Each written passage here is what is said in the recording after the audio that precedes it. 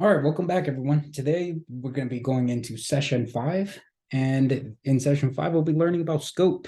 So, what is scope? So don't worry about the JavaScript part. This part is referencing to Python. So, scope refers to where variables and functions are accessible in your code. Global scope, any variable declared outside of a function is going to be in the global scope. You can access these variables anywhere in the program. Or local scope, anything defined inside of a function is only accessible to a function. And then we got a couple of good examples here. So in this first example, we see a global scope where number is 125. I can access number inside of this function, and I could access number outside of my function at any point in my program because it's been declared globally, meaning it's not inside of any type of function.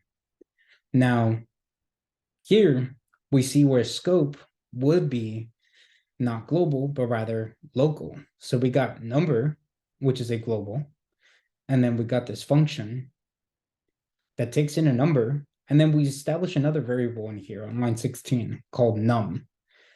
And num exists only inside of this function, meaning when I go to print number, I'm actually able to see 125, right? All of the print statements inside of my function worked.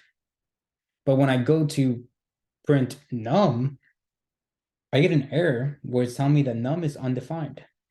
And the reason why num is undefined is because it was never defined outside of the function. It only exists inside of the function. That's it as far as PowerPoint slides today. Does anyone have any questions on scope? Yes, please. Can you please, yeah, okay. Yeah. So, is the reason some example, where is the other screen? Yeah, the reason why num isn't showing up, is it because you've already declared or you've already called the function local scope on line 22? Is that why it's not coming, it's not showing down? Or if you call it that, if you call line 26 like line 21, for instance, would that still work? Uh, Called line 26 and line 21? No. So what I'm saying by local scope is meaning that I could only call num inside of the function, right? So like we do here on line 17, where I'm comparing if the integer is greater than num. So here this works because num exists inside of this function. But if I try to declare anywhere outside of the function, it wouldn't work. So here, let me try to give a better example on this.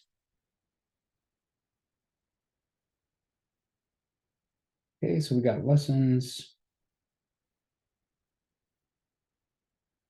And all right, so now we got lesson 5. Let's look inside lessons. And then here I could go into lesson 5.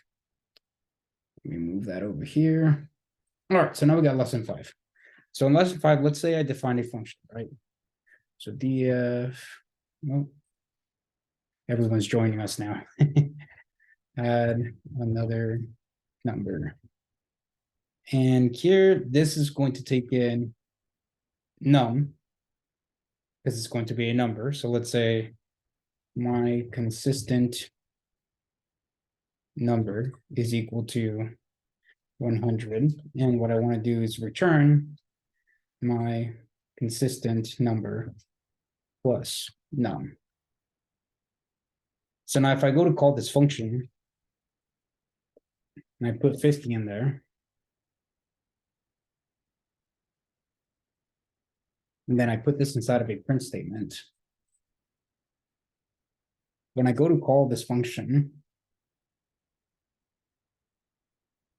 we see that it prints 150, right? Because it takes in 50, adds 100. But if I wanted to print my consistent number,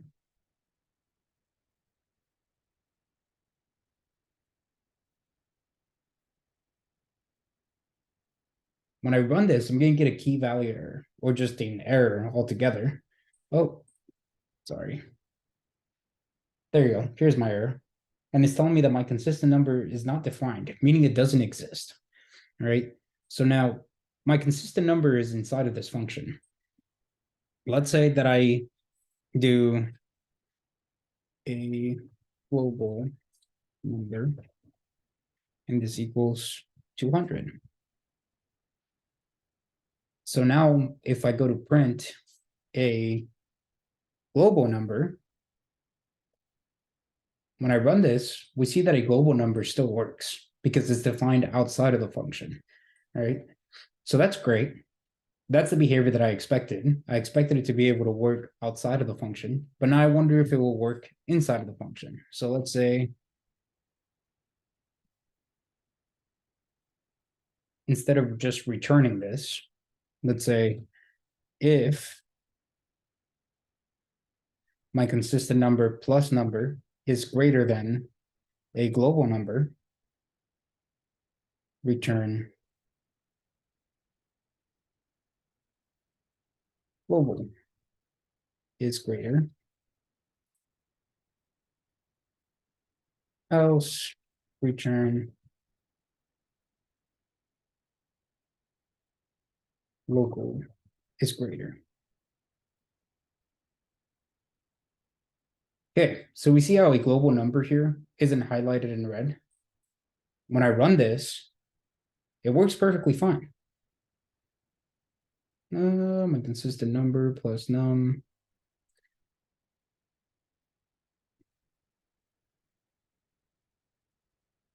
Let's see. I wonder what this is once I print it out, because technically that should only be 150. Now I'm wondering why it's returning that.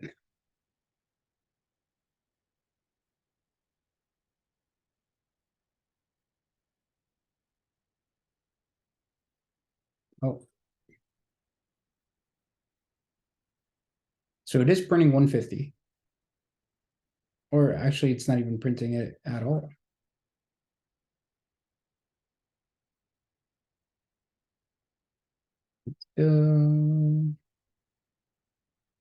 Oh, correction. It is printing.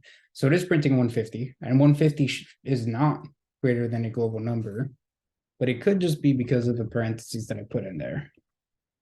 So let's see what happens if I remove those parentheses.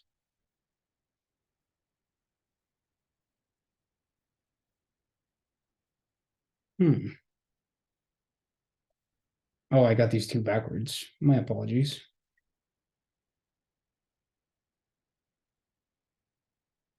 Okay. So we got a global number that's being able to be accessed outside and inside of a function. We see it being accessed in both places. But if I go to access my consistent number,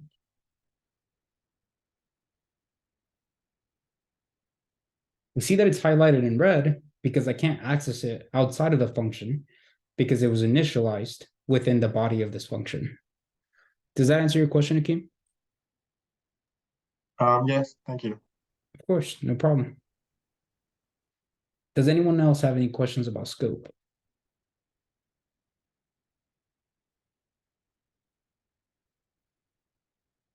No questions about scope.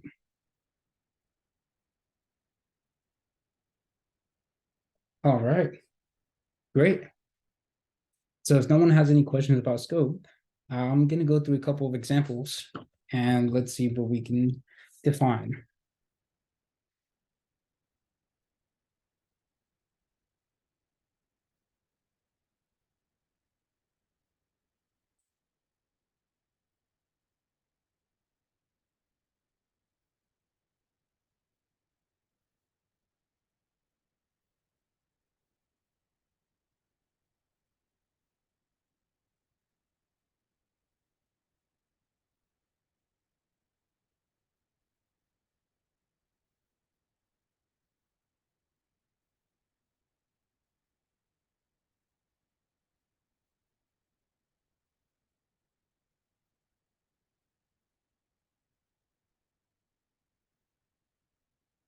Okay, so we've got this function here, right?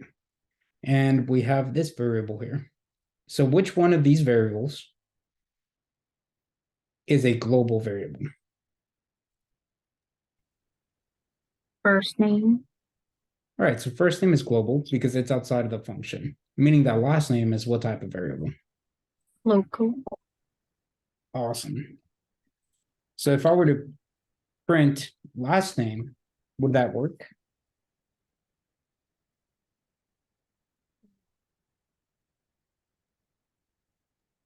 No, Yeah, so that wouldn't work. It's giving me an error and it's telling me that it wasn't defined. And then it asks me, do I mean first name? if it is indented, will it work? If it is indented, like push forward, print last name. You're saying if I unindent it? Now, if you indent it to be on the same line, no, not the first one, on the one on line 22. So if you indent the one on line 22, line 22. Oh, the one in line 22. Gotcha. Yeah. Okay. So you think that if I, let's see. So now, why is this working, Akeem? Is that working? Yeah, so that would work, right? If my return statement wasn't here, killing my function. Why is it that this is not throwing an error when it was before when it was undented? Right? So if I unindent it, it's telling me, hey, this doesn't exist. But if I indent it, it now knows that it exists. So why is that? It's still within the function. Yeah, because I'm within the function. So if I indent my block and I'm now within the function, then I can access all the local variables that exist inside of my function, right? Could I print first name inside of this?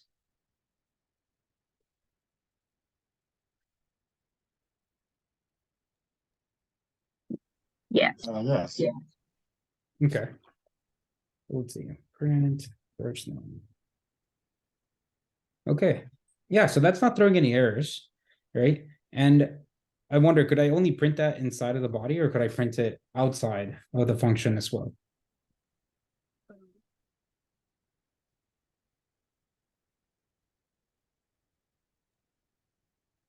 You can print it anywhere. Yeah, I could print it anywhere. Perfect. So we could see if I take off the indentation, it still doesn't throw any type of errors, but take off the indentation here, then I get an error telling me that, hey, last name is only local to the function itself. So if you want to use last name, you need to use it from within the body of the function, right? Whereas in first name, it's global, so I could use it anywhere within my program, right? So this is kind of like, this is really useful. Let's say, think about it as if we were doing a for loop, right? So let's say I have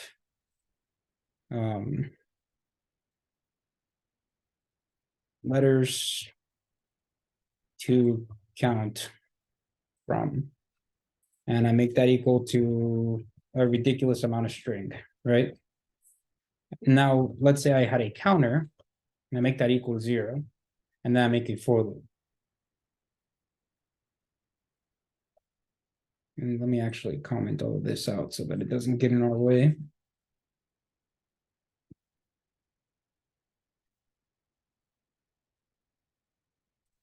Okay, so we see that I could access letters to count from because letters to count from is what type of variable?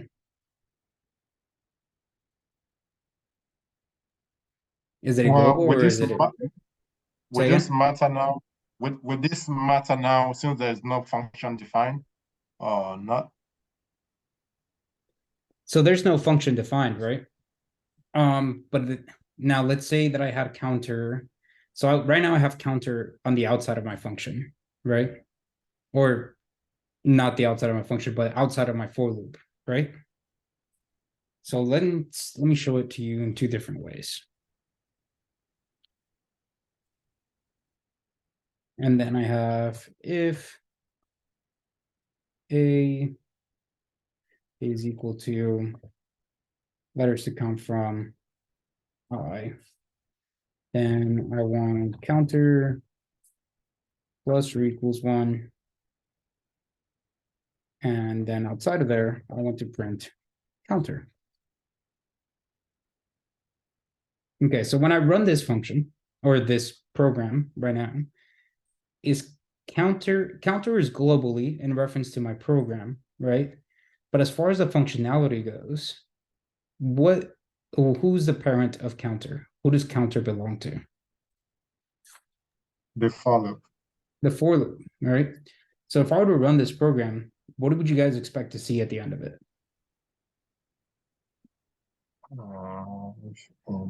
An error.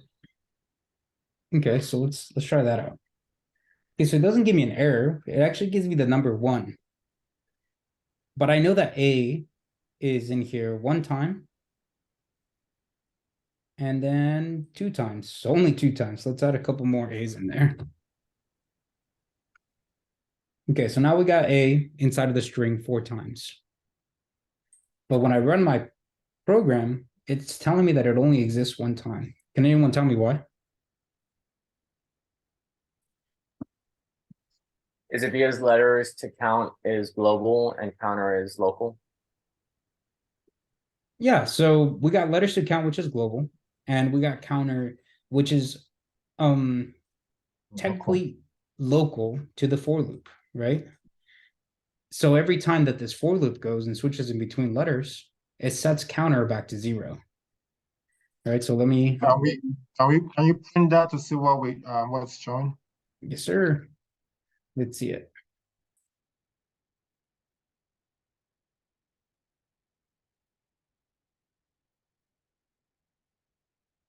Nope, that ain't it. There you go. Okay, so now we see each individual letter, and every time there's an A is equal to 1. But then on the next one, where R is represented, counter is reset back to 0 because I still have it inside of my for loop, right? So now if I were to move counter to the outside, what would happen then?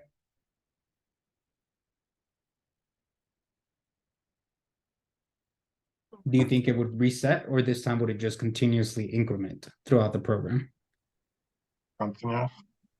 Yeah, so this time it's going to continuously increment. All right, so now we get 0, we got 1, and we see that it stays at 1 until it meets the next letter A. And now it goes up to 2, meets the next letter A, goes up to 3, and at the final one, we have the last letter A, which is 4, right? And that's because we just simply move the counter towards the outside instead of leaving it within our for loop. Does that make sense? Yes, that makes sense, but I have a quick question though. Go ahead. So please help me to understand, why is it that on other letters aside A, I was expecting other letters to be like 0, 1, and only A gets incremented, not other letters. Is that a wrong assumption? Yeah, that's correct. So only A is what's being incremented, right? So we see A being at 1. There wasn't an increment here.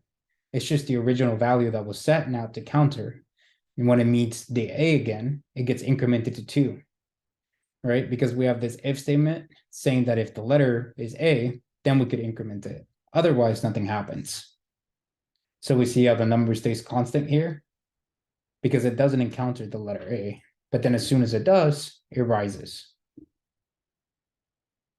Does that make sense, Akeem? Yeah, kind of. Let's move on. Okay. Perfect. Awesome. So here's how that works in this state. And that's important to know in for loops because when we bring in that application, we want to make sure that it's working correctly, right? So for example, let's say a while loop, right? And let's say in the while loop, again, we got counter here and we initialize it at 0. And let's say while counter is less than 5, then I want you to print counter. And then I want you to, let's say, go counter plus or equals 1.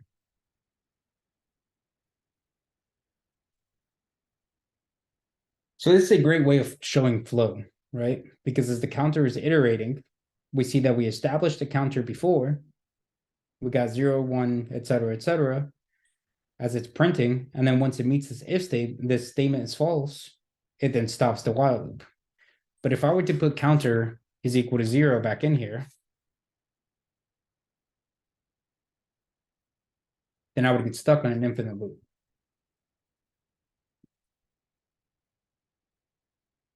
And that's essentially the same principle that we're practicing here in this for loop.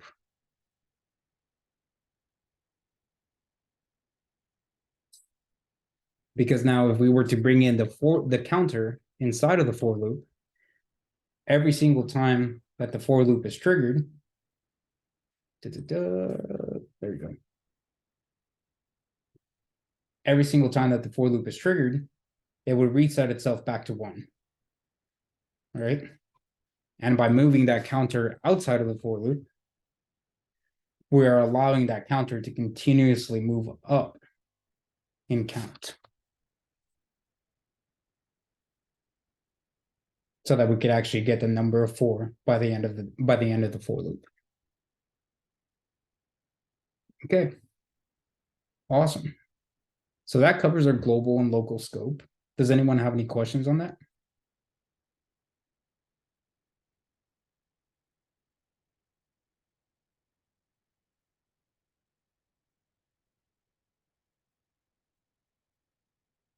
Awesome. The remainder of the lesson, we're going to be working through the problems that we have for today. So let's get right to that.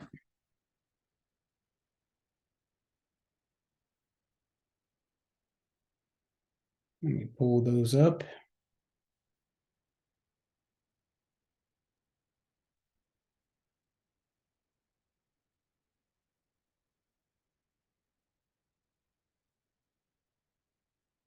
Okay. So we got last 4 that we worked on last. So we got 2 strikes this time to work on. And then this one, I would like everyone to do it. We're going to do this one together as a group. And I want everyone to do it on their own replit following along. Do we need some time to get that set up? Or is everyone already there? Which one are we doing? We're going to be doing 2 strikes. You guys don't have it accessible to you. Let me get that accessible to you right now. Thank you. Actually, you know what? This will be a lot better if I make all of them accessible at once. So let's take a 15-minute break while I get all of those on the sheet. And then after that, let's meet back up to get right on with the lesson. So time is 6:23. Let's meet back up at 6:38. All right, see you on 15 minutes.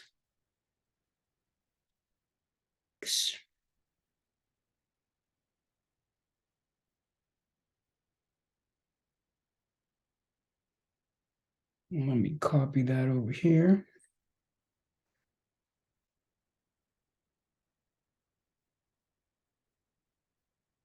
I'll go ahead and fork that problem right over.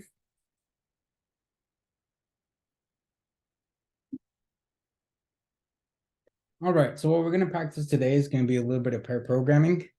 And basically the way this works is we have drivers and we have the navigator. The driver is the one that actually types things into the editor, which will be myself today. And then we got navigators, and navigators are the ones who basically tell the driver, hey, I think this is a direction which we should be moving. Let's do X, Y, and Z. All right. So we got a write method that takes in a string list or a list of strings of license plates. The method should return a string array of any plate numbers that appeared at least twice. If none of the plate numbers appeared more than once, the method should return an empty array. Okay, great. So how should we start this off?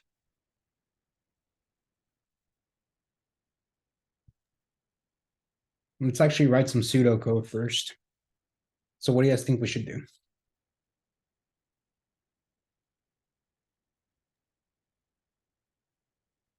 I think we're going to have to loop through it.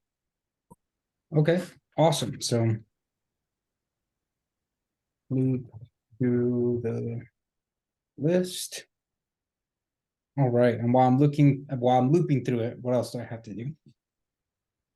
I'm thinking before we loop through, we can have an empty list so that when we loop through, we can match and append into the our new list. Okay, so initiate a list to append repeated plates into. Okay. So now we could initiate a list that we're going to append repeated plates into. And now we're going to loop through the list once. What's next?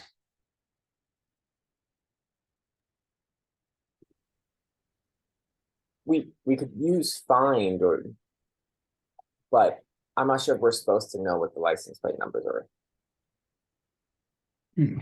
Well, once we actually go in here, right? So if I was just doing the example, list of license plates at index I would represent this license plate, right?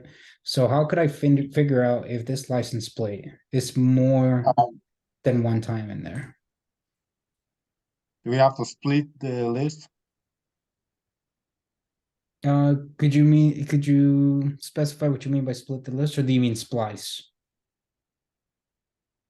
No, split. So get each one from the list to compare against.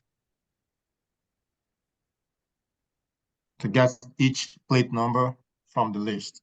So, or is that not necessary? So you want to get, go ahead. I'm sorry. You count if like you count how many times one number appears. If it appears like if the count equals 2, then you plus 1. You append. Okay. So you're saying that I want to initiate a counter as well? Yeah. Okay.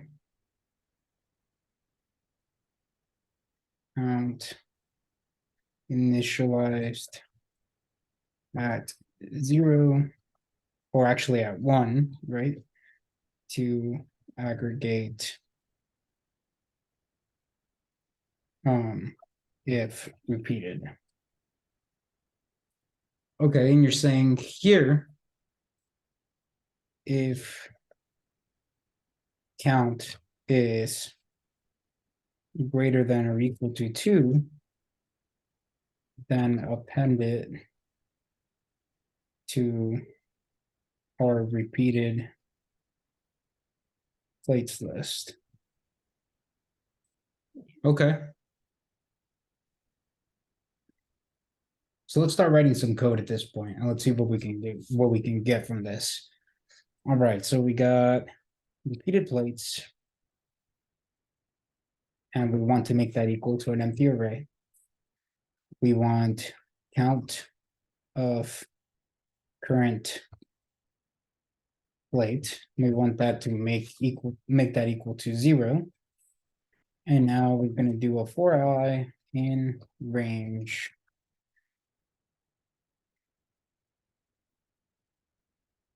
for a list of license plates. And let's just say I want to print I for now, right?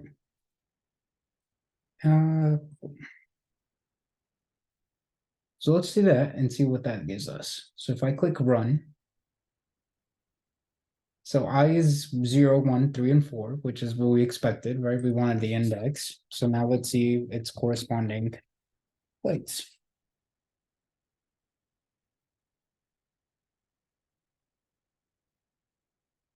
Awesome. So now I can see that I got each individual plate appearing each time with its according index. So what's next, guys? What's the next thing to do at this point? So the next is to compare both and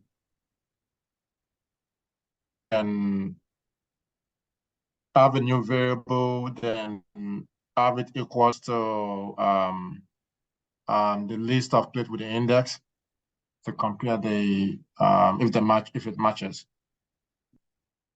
Okay, so how do you want me to put that in code?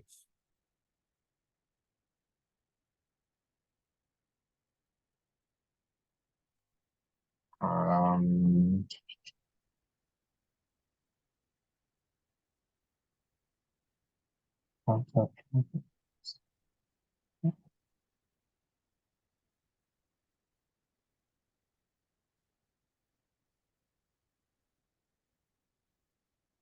let's see, I wonder what happens if I print the list, right, or the string.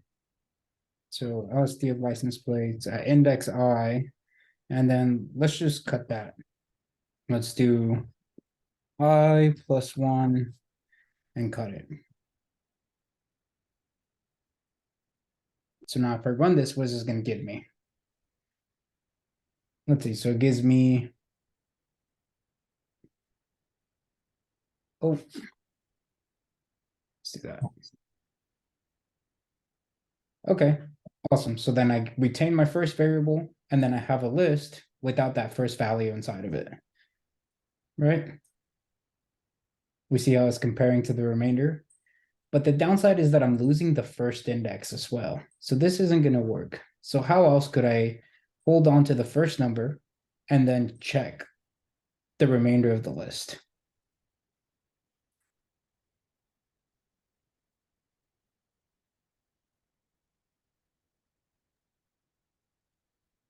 If I is in the rest of the list, then counter plus 1.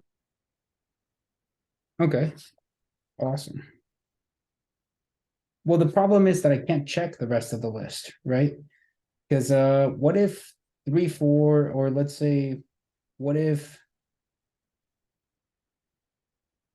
oh, actually, yeah, that would work. Okay, so let's do that. So you're saying if LSTI is in LSD of license plates, I plus 1. Okay, so if it is in there, you want to increase the count, right?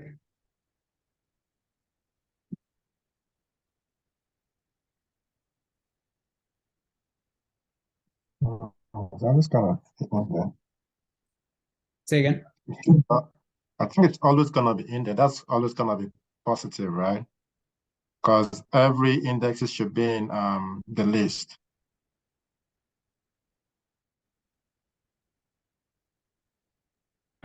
I'm not sure I'm understanding your question, Akeem. I'm saying that if statement will always be true because all the indexes will be in the list, will be in the plus 1. Everything will always be true. Oh, I see what you're asking. Well, let's see. Let's print them. So let's print LSD of license plates at index I, and let's print the list.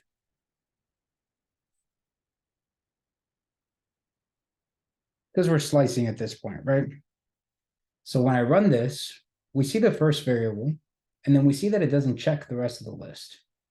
I mean, it checks the rest of the list, but it doesn't check itself. You see that? You see how the slice is of everything that comes after the first variable? So if I right now, if I ask, is 1AS this current license plate? I'm asking it if it's inside of the list. It's going to return false because it's not in there. All right. So since it's not in there, the counter won't ever get aggregated. This, on the other hand, will return true because we see that the very last index is the same one as the one we're currently on. So if it returns true, we can increase the counter, or we could just append it straight into our repeated plates.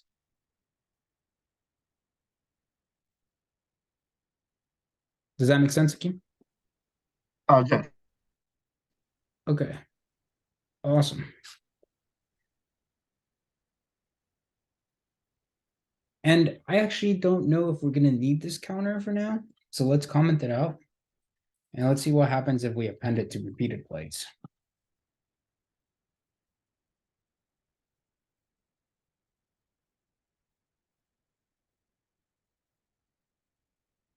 And let's print it after the for loop.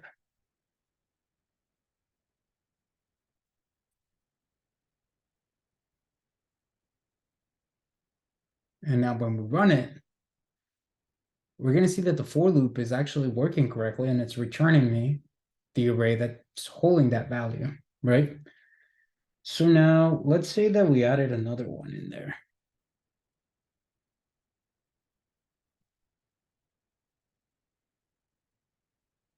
If I run this, now I have it multiple times. How could I prevent that from happening?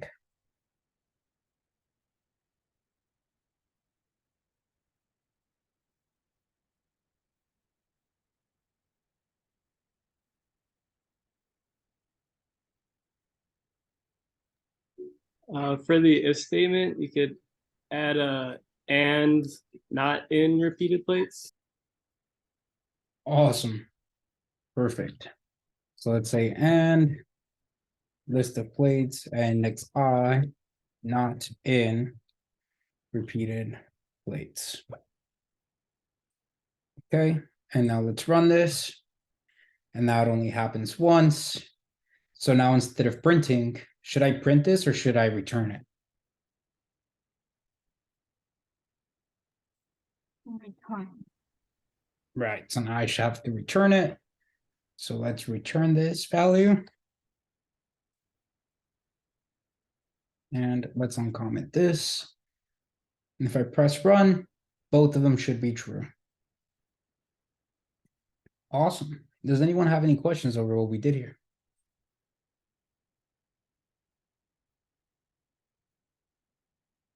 Okay.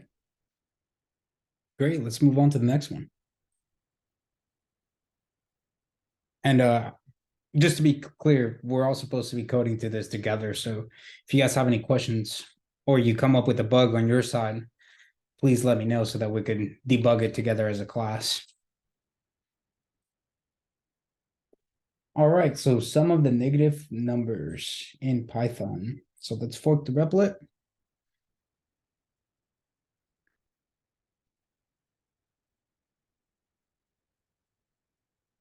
Okay, so write a method which takes in an array of integers and returns the sum of only the negative integers in the array.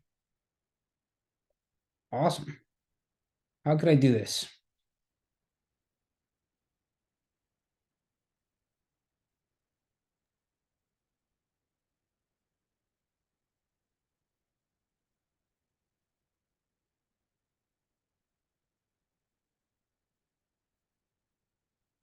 You could make a counter and do a for loop. Or do make a list, do a for loop, and then append only the negatives and then sum. Okay, great. So let's do that. So we're gonna create a list of negative numbers.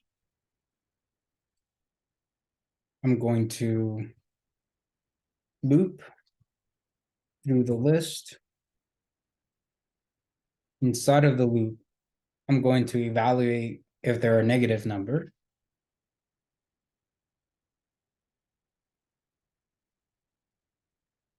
And if it is negative, you said to append it to the list, right? Yes.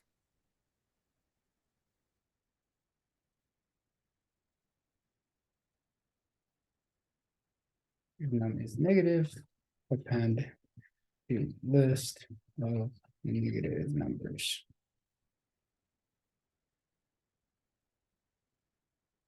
Okay, and then lastly, you said to return the sum of that, right? Yes.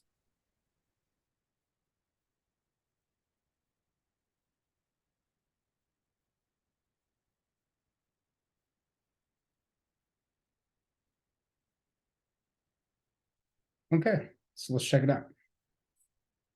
We got list of negatives, and it's an empty list. I'm going to loop through it.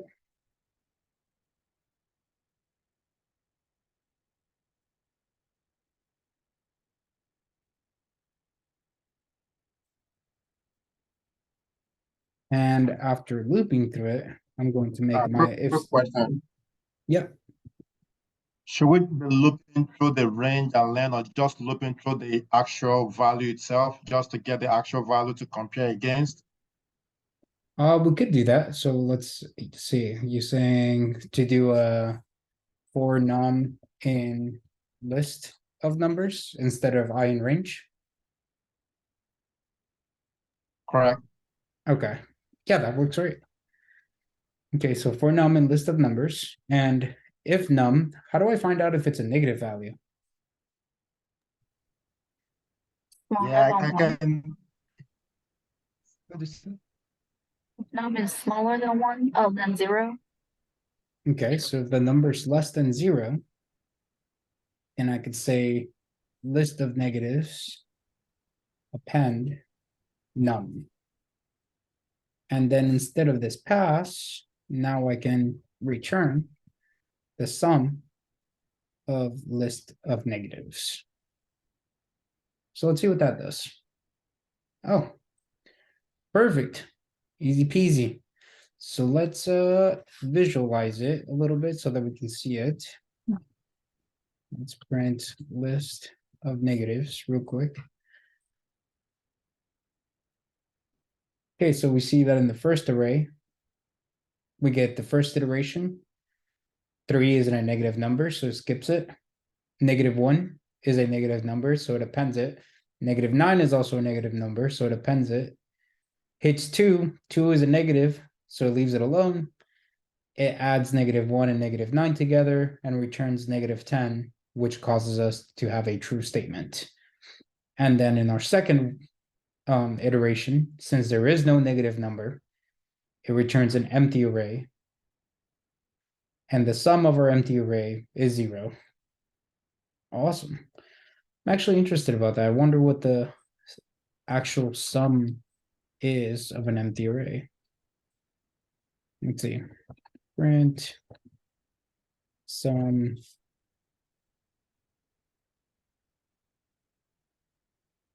Yeah, so it is 0. That's nice to know. Awesome. Does anyone have any questions over this Do you part? mind? Yeah, do you mind using the range and length that you were trying to use before? I'll just see Yeah. how that goes. Of course. Let's do for I. Let's just call it IDX so that it's more specific and we know it's index. In range len LST of numbers. And then let's just make num is equal to LST of numbers at index. And let's run this. It gives us true. So both of them work great. In this case, the better one of the solutions would be for num in list of numbers, right? Because I don't necessarily need to know the index. I'm never going to do variable reassignment, and I'm not going to do variable reassignment inside of this algorithm. So since I don't need to do variable reassignment, I really don't need the index or the position of each one of the elements. So I could just do a for num in list of numbers instead of a for I in range. This way, I just grab the value, run the comparison. If it meets the standards, I could append it. Otherwise, move on. Is that what you wanted to see, Akim? Yes, sir. Thank you. So, awesome. Any questions?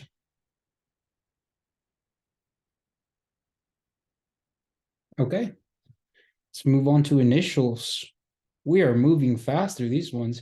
Are these problems too easy for you guys? And it's okay to be honest. If they're too easy, I could get you guys some better material. It's when you're solving this by yourself that you know it's not easy. Oh, I see. Okay.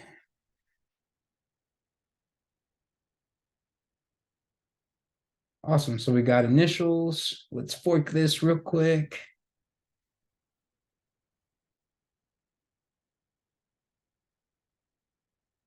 Oh, it's trying. There you go. Okay, so initials. So write a method that takes in a string of your full name and returns your initials as a string in all uppercase. Okay. Nice. What do you guys think? How do we do this?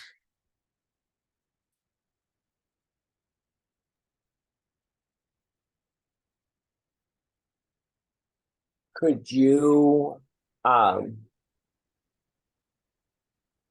convert the strings to title, so you uppercase both letters, the first letters in each name, and Mhm. then loop through it, and if upper,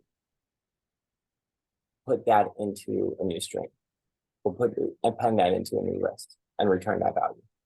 Okay, so convert name into title. And then loop through the name. Okay, so and then after looping through the name, what did you say? Check to see which letters are uppercase. If the letter is uppercase, what I do with it if it is uppercase? We would have to append it to a new string. And okay, so add it to a string. Add Mhm. to a string. Okay, and then return answer. And it looks like we want to initialize answer as an empty string. Okay, so this is fantastic. So this is good. All right. So now I'm going to have you guys start guiding me through how to write this code. All right, so we got convert name into title. So how do I do that?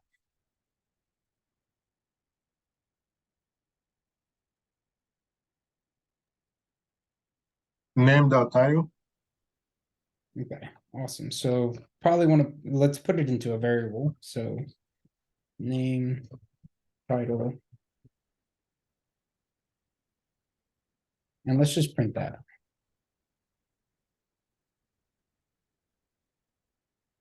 Okay, so if I run this, and I guess the best one to check would be the EM one, right?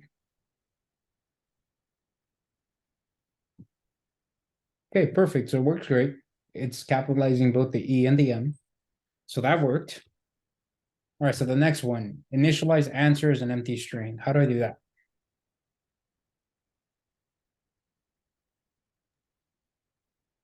Would you create an empty string? Yeah. Okay, so I got answer is equal to an empty string. So loop through the name.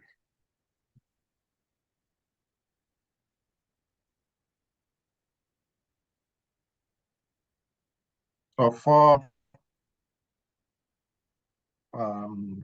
I in the name underscore title. Name underscore title. Okay. So instead of I, let's use letter, or even, you know what, let's use char. So for character in name underscore title. Now I got this if statement. So if the letter is uppercase, add to the string. How do I do that? Go ahead. If- Andrew.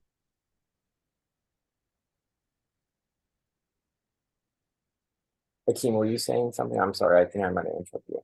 No, let's say go ahead. Go for it. Wait, if I or if char is upper,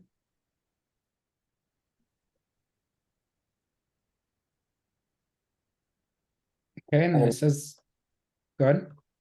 would you append it to the answer? So with strings, we don't append, we just add, right? So we want to Okay. do plus or equals, yeah. Okay. Okay, great. And then we could just uncomment this return answer, right? So let's see what it does. So that one came back true. Let's check the other ones.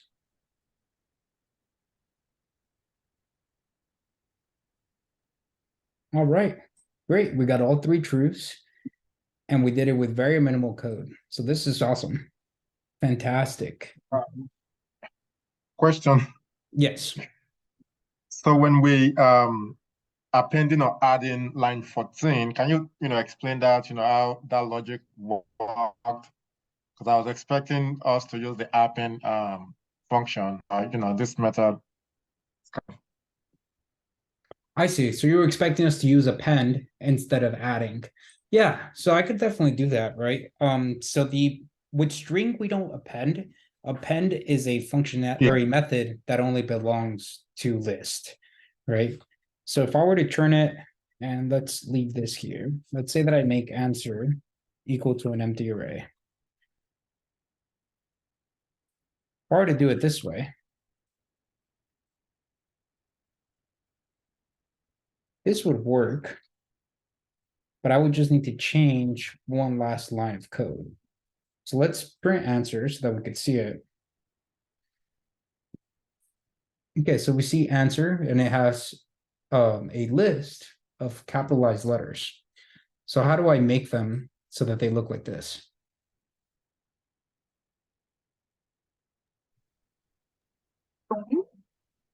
Say again. You can use join. Yeah, so I could use join. I could put boom, and then I go to join it. And now we see truths, because even though we see the list being printed here, once we join it, it turns into a single string of one word. Does that answer your question, Kim? Yes, but I was just, trying to see if you can explain that method earlier, not to go to the other, but it's fine. Oh, I see. I apologize. Let's see. You mean the plus or equals, right?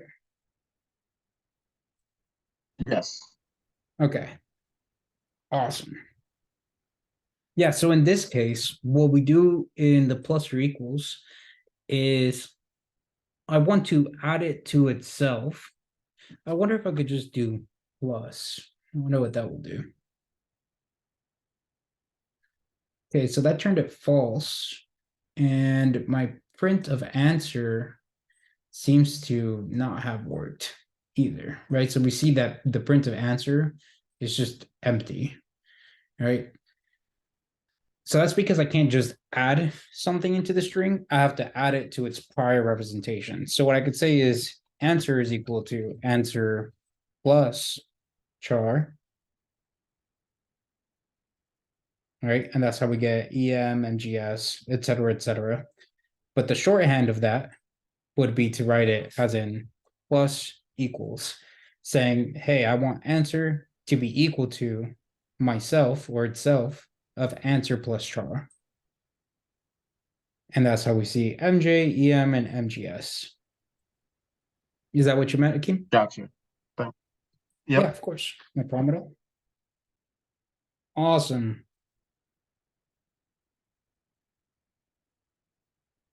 All right. Let's go through the range problem.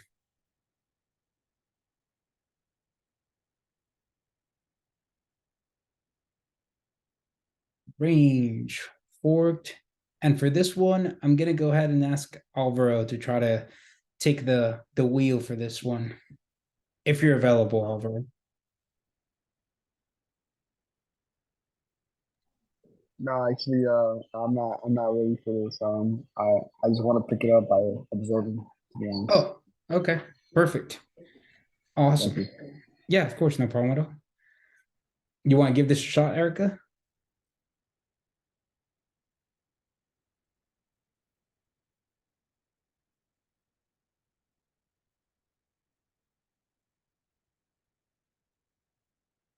Okay, Akeem, you're up. I'm going down the list as how I have you guys on my camera. Okay. All right. Okay, write a method that takes in a minimum and maximum integer. Wow.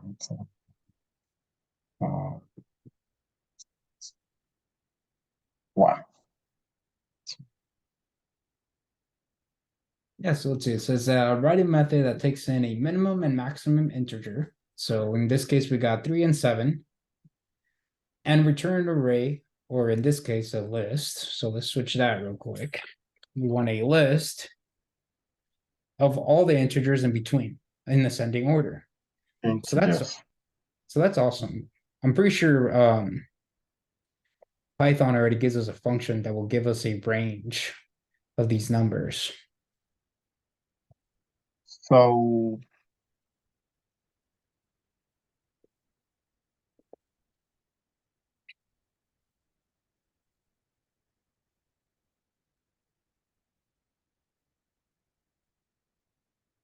all right, we can look through each words to find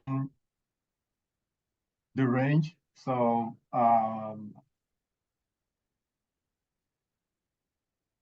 So let's see, let's print first. And let's print last. Let's get rid of that. And comment this one out. Okay, so I see that first is the number 3, and last is the number 7. Awesome. So what do I do from here?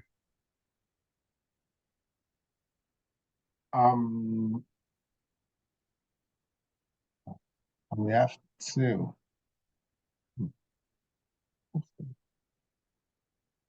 So if we get the range of last, look through the look through last for I in range last. For I in range last. So can you print I? Yeah, let's see that. Oh, let me take off these real quick.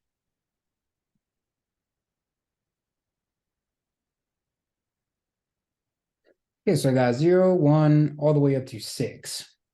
And it looks like that's right. We want to stop at 6, but I think it's starting a little too early. Is there maybe a Yeah. second argument I could provide for range to make it stop earlier? I mean, start later instead of at 0? 1 comma last. Okay, so 1 comma to the left.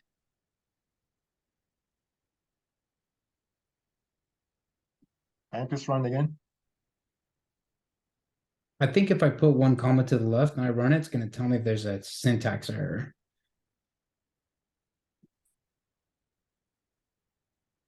Let me see. I wonder if I just float over range, what will it tell me? Okay, so it looks like range takes in a stop integer. Okay, so it takes in a start and a stop, and then even takes in a step. You see that? Yep.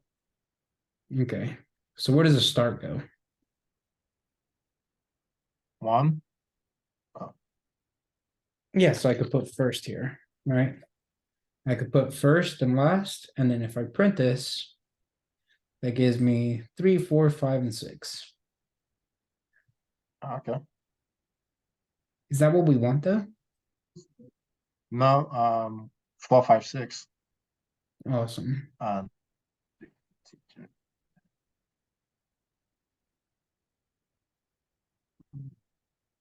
Yeah, and then I'm sorry, I meant Akeem as in he leave the group, but everybody could pitch in, so they'll just leave it on him either. So we can do First the plus one? index. So do the index. Yeah, so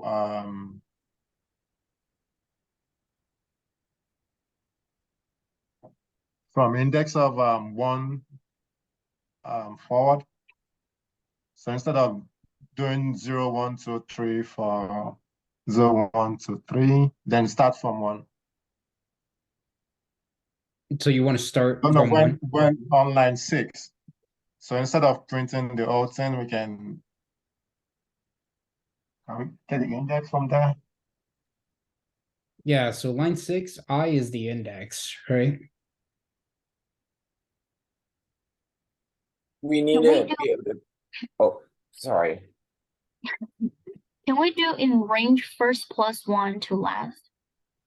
Yeah, so first plus 1. Oh, that's a 2. 1 to last. So now let's see what that does. Yeah, so that gives us 4, 5, and 6. Perfect. So that's great. We get them, but they're not in a list format. So I can't really return them. So how do I fix that? Either we use an empty list and insert them into an empty list, or use dot list, turn into a list.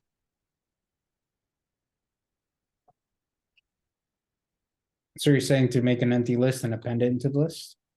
Yeah. Okay. And let's print answer.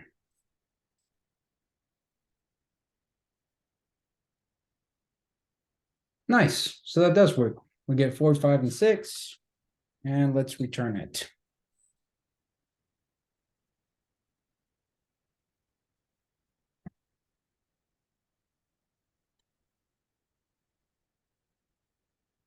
If I run it, it should pass. Perfect. Let's uncomment the second scenario and check how it goes. Nice. So we see both of them passed. Fantastic. Okay, great. So that was awesome. There is something that I want to point out to everyone, and I think this would be a great opportunity to talk about what range does, right? So if I go to print the actual function of range, and I give it the argument of first plus 1 and last. Oh, it's going to be a syntax error. There you go. Okay, so now let's say I run this. So you see how it gives me the range function? If I cast it into a list, it will actually return to me a list of numbers with the parameters that I gave it. So in this case, we could have returned the list of range of first plus 1 and last. Does anyone have any questions over this?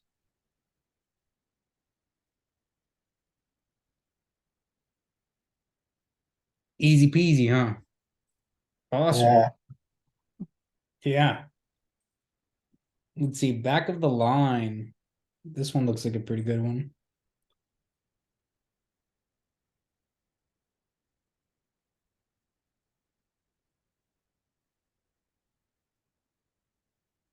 It's been forked by 2 people already. You guys are working ahead of me, huh?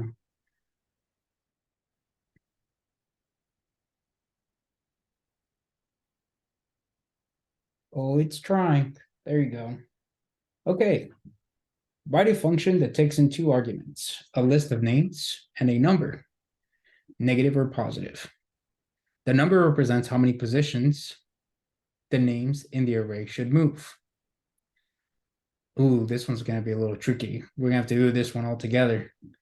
All right, so it gets the function back of the line, takes in a list of numbers and a position. So here we have the list of names, and then it switches by 2 positions. So we see, for example, Tanisha went to the very last index and then restarted as the very first one. Right? And then we see Stacy and so on. So let's do this. How could we make this list happen? So is the index changing for like Kenisha? It has to start from the beginning. Yeah, so Kanisha went 2 places to the right? So she went 1 place, which was Greg. And then if she went another place, but since the array is ended, she was now at index 1, right? And Greg, he went over to, sorry, so Kanisha went over to index 0, and Greg went over to index 1. So how could we do this one? So just like the other example that we did, if we get the index of each line item, then we can increment it by 2. Instead of increasing it by 1, we add it by 2, then append it to a new list. Okay, let's try that out. Let's say answer is equal to a list.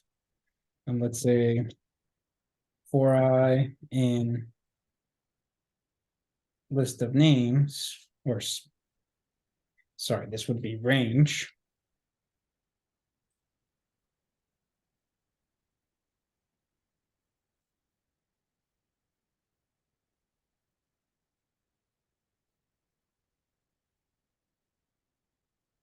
And you're saying to do what here? So we can increment the looping by +2. Okay, so we want to increment +2, so let's print I +2. And let's do on the second, in the print comma, then list then the index of I, maybe then +2. So we can see what's on. What's correlating with it? Okay, let's see Yeah. it. Okay, so we're getting a list is out of index, right? Because we're adding this 2, but then I'm going outside of the index.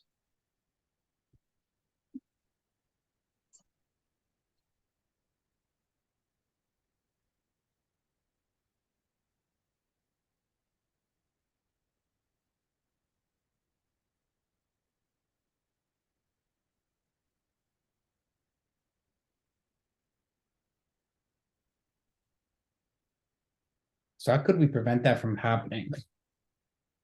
If you use the semicolon, just like we did in the other example. The semicolon? Then, yeah. Like this? Uh-huh. Let's run that and see what it does. Okay, so we got Tina and Keisha, and then we got a couple of empty lists because those would be out of index. But we do see that these were able to move, but they weren't necessarily able to move anywhere, right? Because we want to make sure that we put them into our answer list. And I think there's a Python method for inserting data, right? Let's see, let's look it up. How to insert a string onto a list at a specific index in Python. Let's look what that looks like. Okay, so it looks like we have this insert method. And the insert method, I can specify what index I wanted to insert it at and what it is that I wanted to insert. So knowing that, how could I insert each specific thing at a specific index? All right, so let's say I just want to insert, or let's do answer dot insert. So it takes 2 arguments, all right? The first being the position. So what would be the position that I want to insert it at? Would you put position, the argument that's being passed through the function? Which argument's being passed in the function? I'm sorry. The list of names and the position. The second, or is it argument? I might be using the wrong phrase here. Are you saying I? Well, what I was saying is like, so the function that is the question, there's 2 arguments, right? A Right. function that takes in 2 arguments. So wouldn't we have to determine the position number and use that? Yeah, so that's perfect. So we have I here that's going through the range of the length of it, right? But we know that we wanted to move over a specific position. Oh, I see what you were saying. Yeah, so that's perfect. So I could do I plus position. Okay, and then what's the second argument that I would want to pass in here? List of names. Yeah, list of names at index I, right? Yeah. And let's just print answer as we go through this loop so that we can see it happening.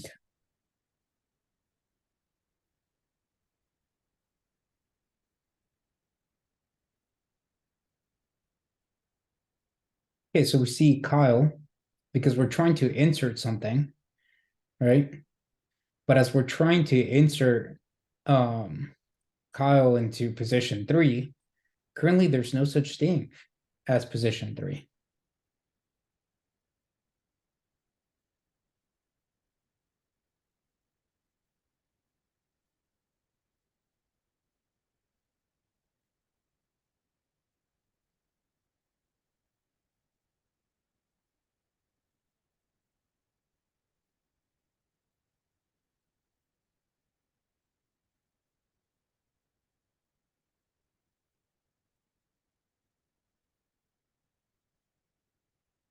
So what else could we do?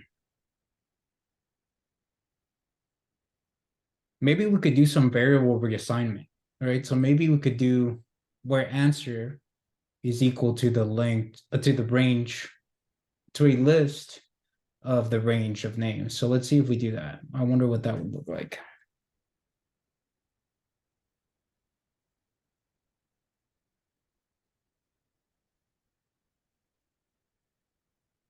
So when I run this, so now we see the insertion start happening, right?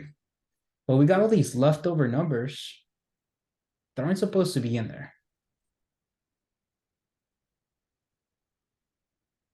So maybe insert isn't the correct term that we're looking for here.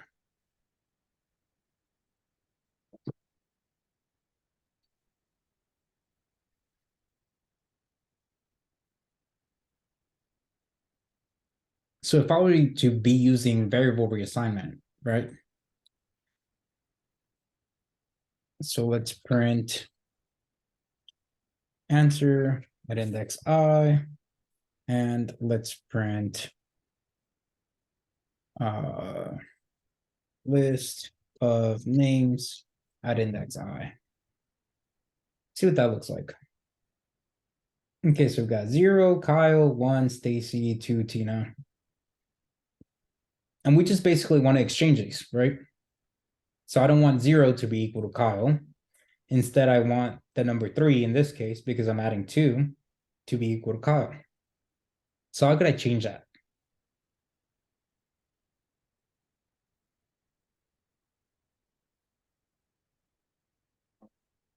Is it possible to add +2 to list of index I, then insert that into an empty list?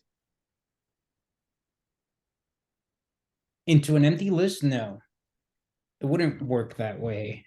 But what we can do is say answer at I plus position is equal to list of names 0. at I. Say again. Oh, nothing. Oh, okay. Awesome. So now let's see what that looks like when I'm printing answer.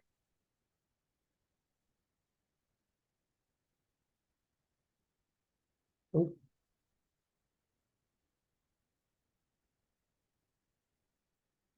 Okay, so we see the first print statement, which is Kyle.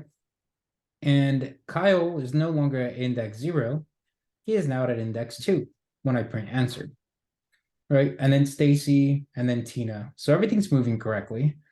But once I get to the point where I'm working with Kenisha and Greg, then I get a problem. It's telling me that the list index is out of range. So maybe there's an if statement and a little bit of math that I could do to make that not happen anymore. Anyone got any ideas?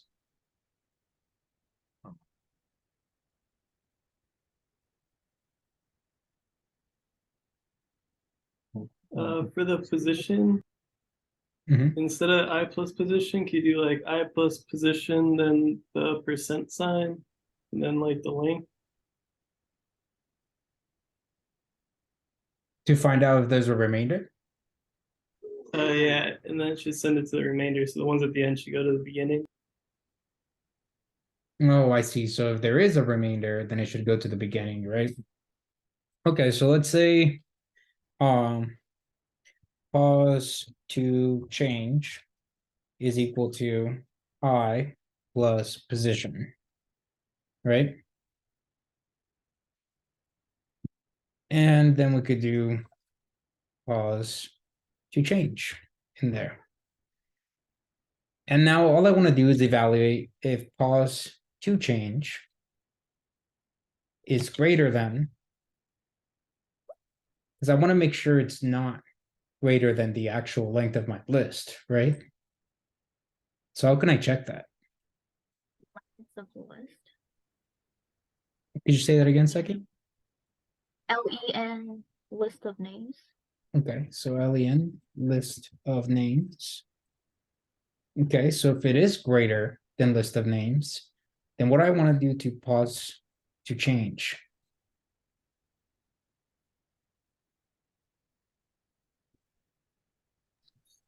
Just subtract the length of the list of names. Yeah, perfect. I could just subtract the LST of names. All right, and after I subtract it, then this statement could be true. Right, so pause to change is going to come through. And let's actually print pause to change. Oh, that says post. Let's print it here and let's print it right before.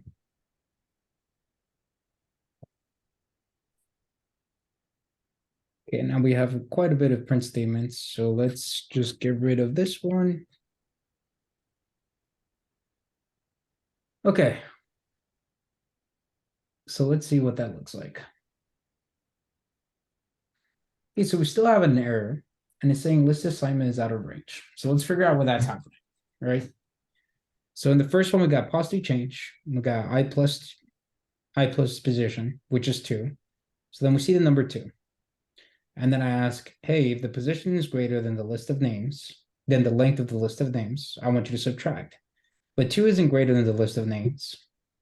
So then we see the number 2 again, all right? So now that we see the number 2 again, I go and I give it position. So now we see that Kyle is at index 2. It happens for 3. It happens for 4. But when I get to 5, so I print position, and then I ask it if it's greater than the list of names. And technically 5 isn't greater than the list of names, right? Because there is 5 names, 1, 2, 3, 4, and 5. So maybe this greater than sign should be something else. What should I change it to?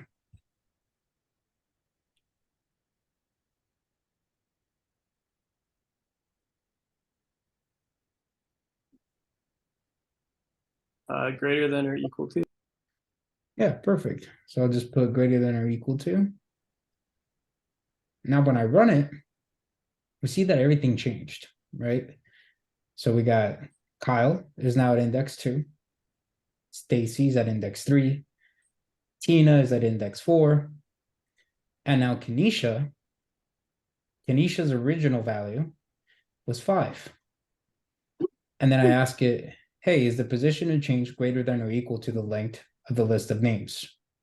This came back true because 5 is equal to 5. So then I subtract the length of the list of names, turning it into index 0. And then I assigned Kenisha to index 0.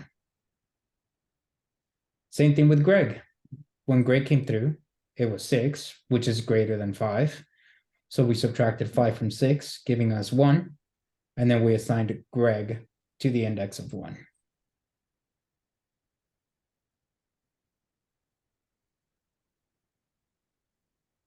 So now I wonder. Have a question. Oh, go ahead, Seki. I don't really understand how line 14 like changed the thing back to 0. How like subtracting it. What can you? Oh, okay. I see what you're saying. So let's see. Let me see if I could do a better job at explaining this. So we got position to change, and we're printing that. And maybe we should. let's say length of LST and make that equal to len list of names. And let's print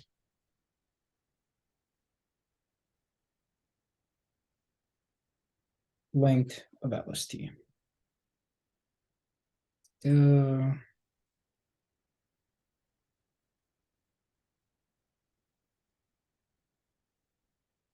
Okay.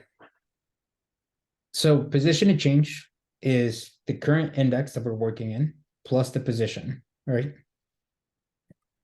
So let's run that. So in the first index, we see 0, I is representing 0, right? But we add 2. Sorry, somebody saying anything? Okay. So we add 2, and now we see the position of 2. So position to change is now equal to 2. And then I get the length of my list, which is 5. So these two print statements happen. I see 2 and 5. And then I ask, hey, is position to change greater than or equal to the length of my list? So position to change was 2. It is not greater than or equal to 5. So position to change stayed at 2. And because it stayed at 2, I was able to assign answer at index 2 to Kyle. So let's fast forward when we're working with Kanisha. So Kanisha, her position is index 3. When we add 2, it's equal to 5. So that's why we see 5 being printed here. So now we see position to change is 5. The length of my list is 5. So when I ask, hey, is the position to change greater than or equal to the length of my list? It comes back true because 5 is equal to 5. When that comes back true, what I tell my program to do now is to take the position to change and subtract the length of my list. So now position to change is equal to 0.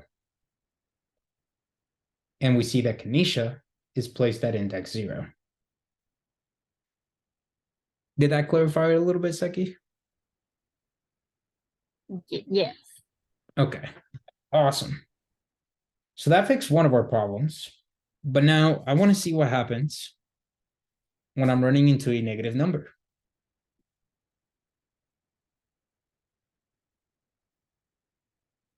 So we got -1, length is 5, -1 didn't change. So now we see Kyle at -1.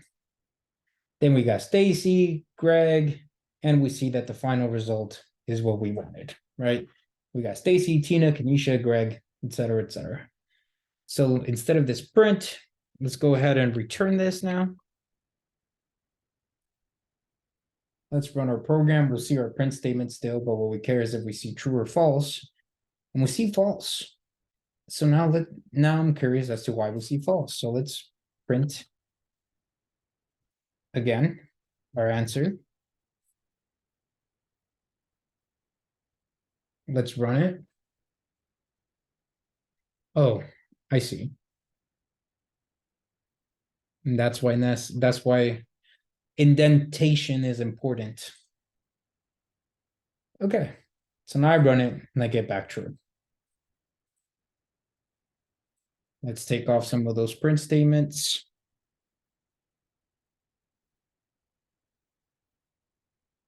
So that we don't get all that noise.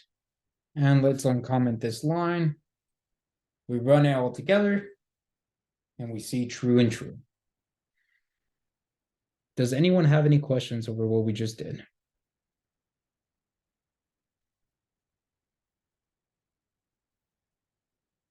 No questions? Okay, awesome. Let's take a 7-minute break and come back at 5:45. All right, everyone. See you in a bit.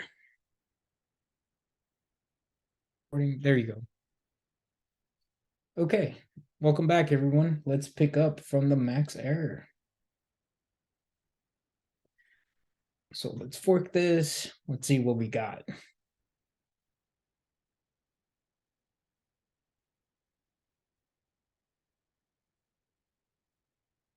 All right, so in the max error, write a function that takes in a list of incorrect numbers and a correct number. Return the incorrect numbers furthest away from the correct number. So in this case, it looks like we got 0, and I'm asking it, hey, which one is furthest from 0? And then in this case, it would be -10. And this one, we got -9. Oh, and the furthest number from -9 would be 6. Okay, easy peasy. Seki, you want to take over this one?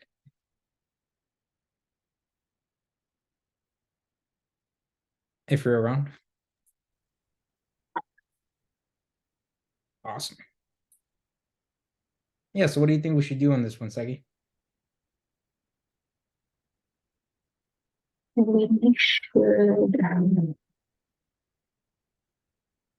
should look through the incorrect number and and calculate the how far away it is. Okay. And how do I do that? You put that number minus the correct number. Okay. So subtract from current number.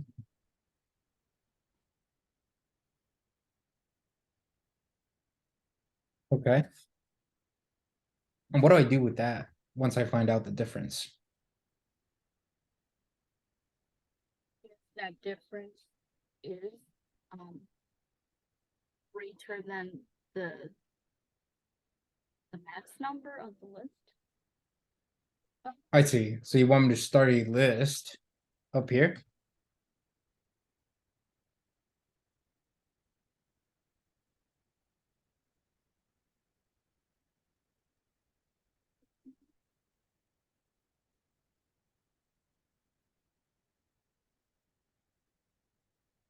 Okay, so then I subtract from the current number, and then you're saying to append this.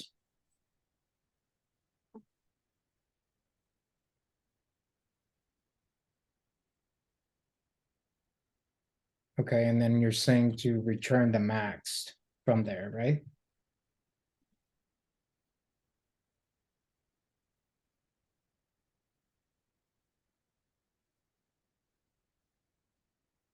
Okay. Yeah, feel free to help out anyone if you guys want to hop in here as well.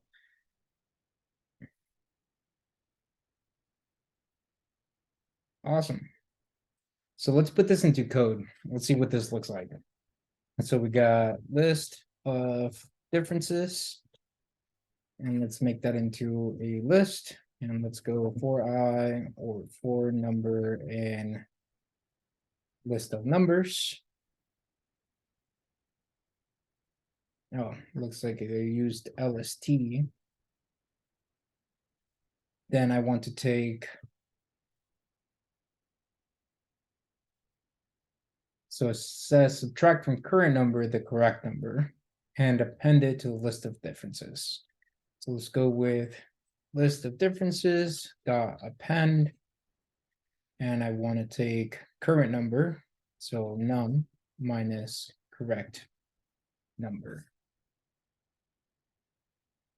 And for now, let's just see what that does. Let's see what list of diff looks like.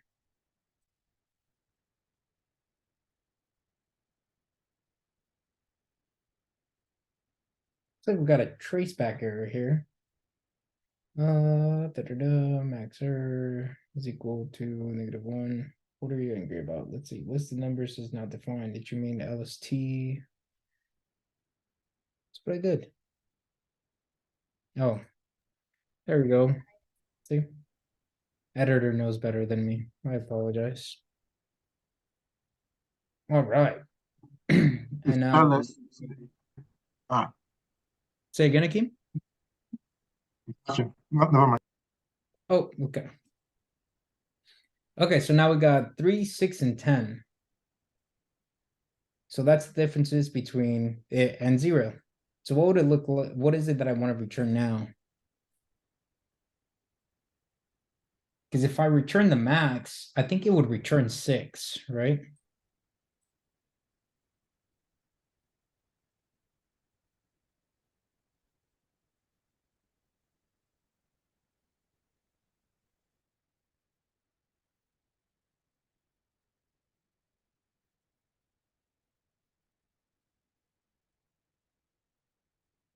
Yeah, so that returns 6 because 6 is technically bigger than -10.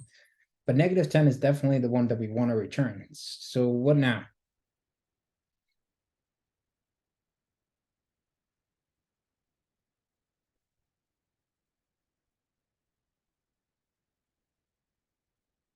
Can we use sorting? Say again? Can we sort the list and get the highest? Sort the list and get the highest? Where would you want me to do that?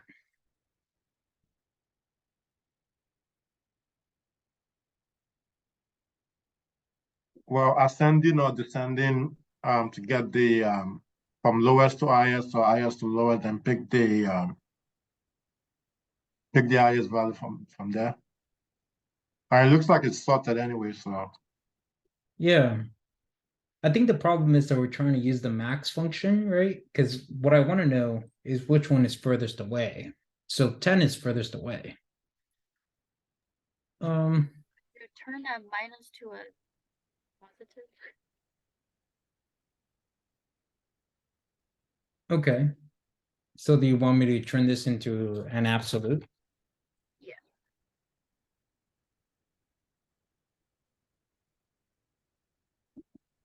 Okay, so now I got 10. Which is right? The biggest difference is -10, so that's good to know. But now how do I return -10?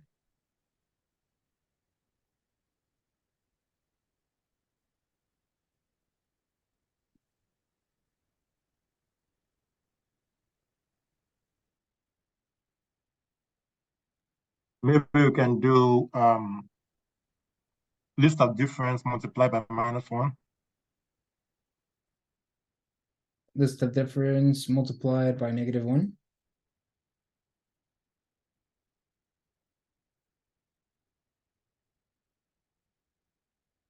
The max, sorry. The max multiplied by -1. Okay, so that does give us -10, right? So let's say we return that.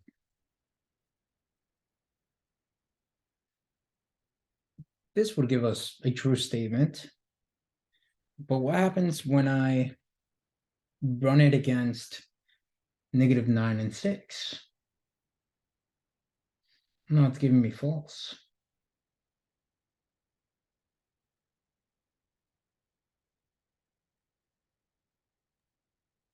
You do if num is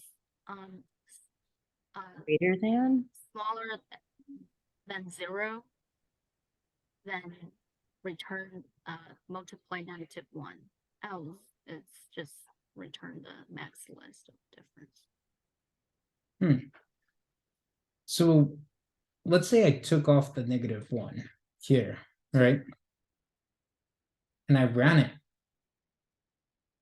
It's saying that the max is 15, which is correct, right? The 15 is the amount of places that there is between -9 and 6. But I don't want to know the amount of places. I want to know which number is the one that's furthest away from me.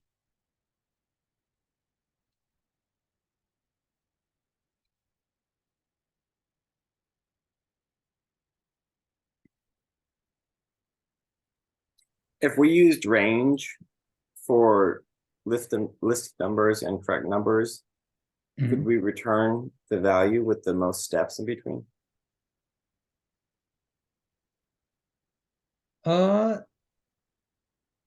necessarily. Let's try it. Let's see. For range in LEM, list of numbers. And so what is it that you want me to change here? That's a good question. There's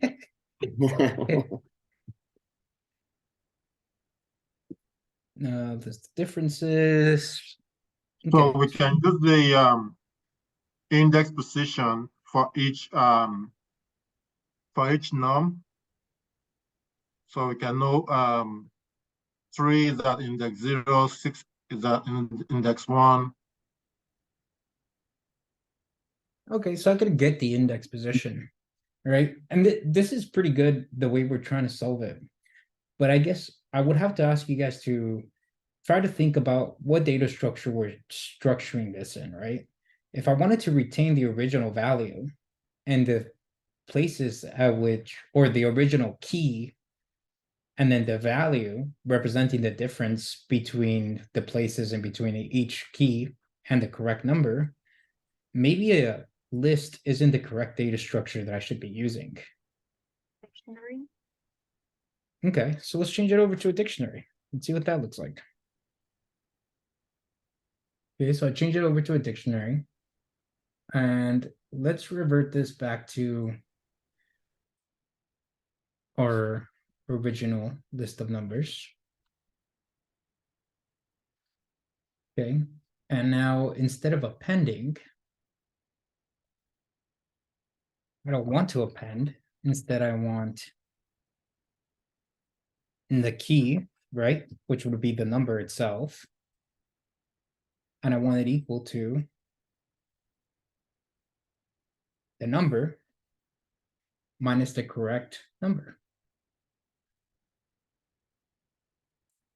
So now let's see what that gives us. Oh, why are you angry? Parentheses. And parentheses. Now let's print list of difference. And we should probably rename that to say dictionary of difference. Well, this is awesome. So now we have the key of 3, and we know that it's 12 places away from the original value. We have the key of 6. We know that it's 15 places away from the original value. And we have the key of 10. That is 1 place away from the original value. So this is fantastic. But now all I want to do is grab the key. Or yeah, I want to grab the key. So how could I do that? Right, because now I just want to return 6. And then excuse me for a second, everyone. I'm just going to close the door real quick.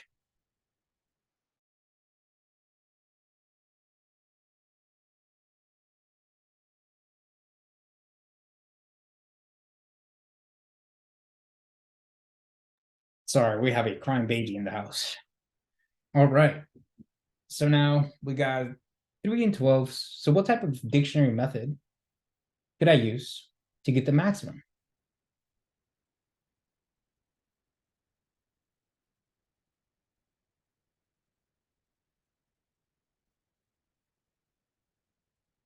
So let's see, let's print values.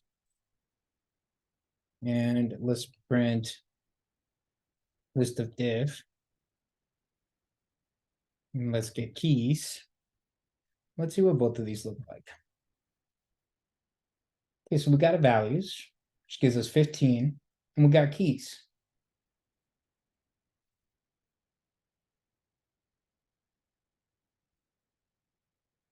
So what now? Do the max of keys. Max of like 13. Let's see what that looks like. Let's see, list of difference dot values.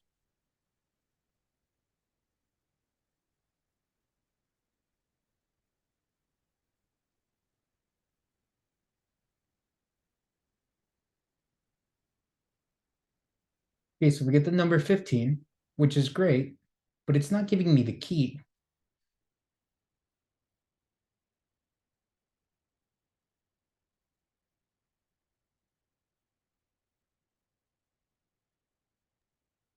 But now that I have that, maybe I could assign this to a variable.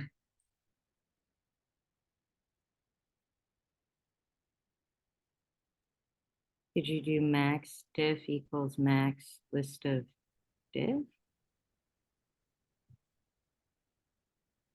Say again. Oh, max if Yeah, is equal that is to, very max parentheses list of diff. oh, I see what you're saying. So just take off the values part. Yeah. Let's see what that does.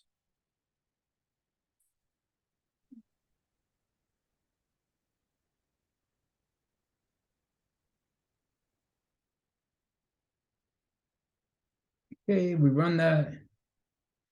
Perfect. Return 6. Right, because it's evaluating everything by values. Okay, awesome. So now that we have that, I could just return. And now we should see true. If I uncomment our other problem, I should also see -10. But it looks like -10 failed. So let's check that out.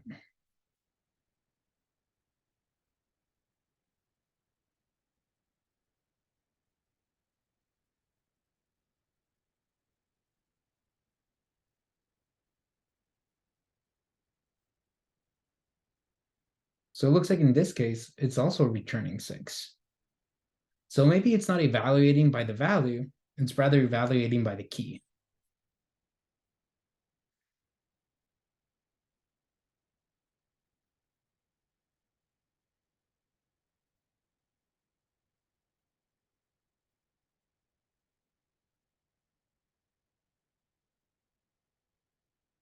So let's turn this into something. So let's say this is max diff, make that equal to the list of max diff, and let's make that values. We could print max diff.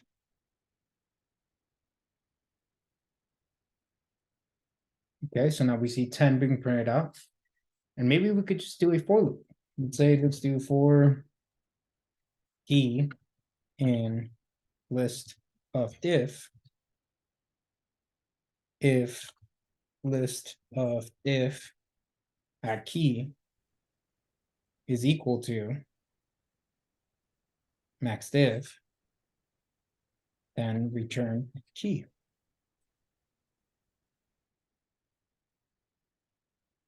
So that returns 10, or sorry, that returns true because it's returning -10. All right. And now let's uncomment this one. And if I run this, we see true and true. And the max difference is 10 and 15. I know this was a lot, so let's talk through it a little bit. And let's make sure that we actually got the grasp of what we did here.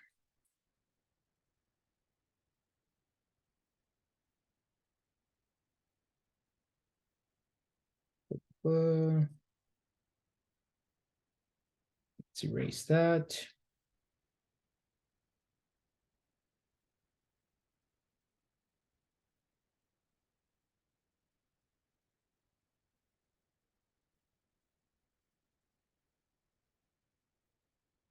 Okay, so we're initializing an empty dictionary, right?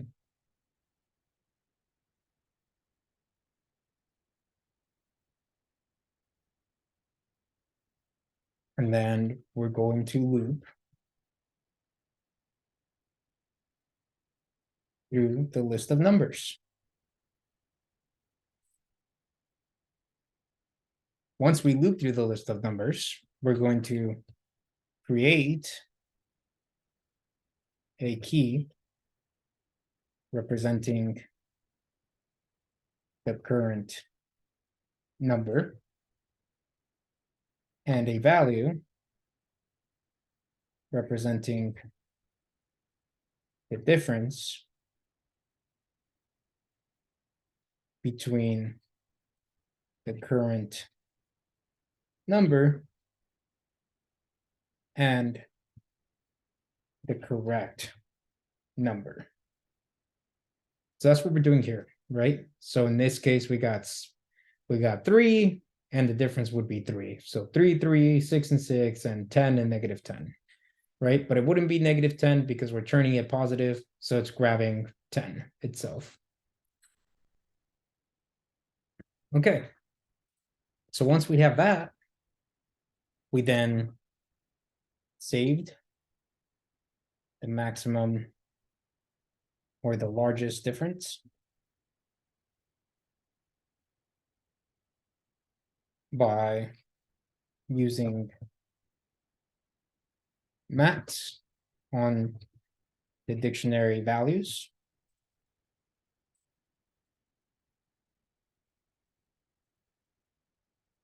Now we loop through the dictionaries.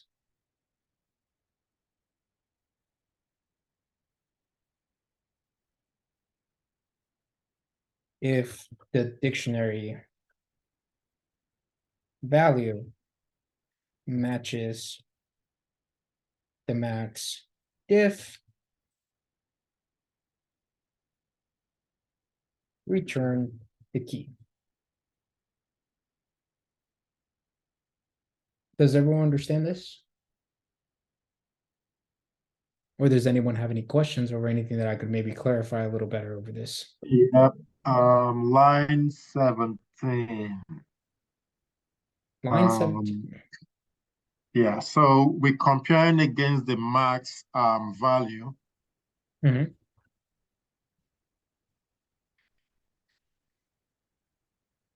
So dictionary of difference. Okay.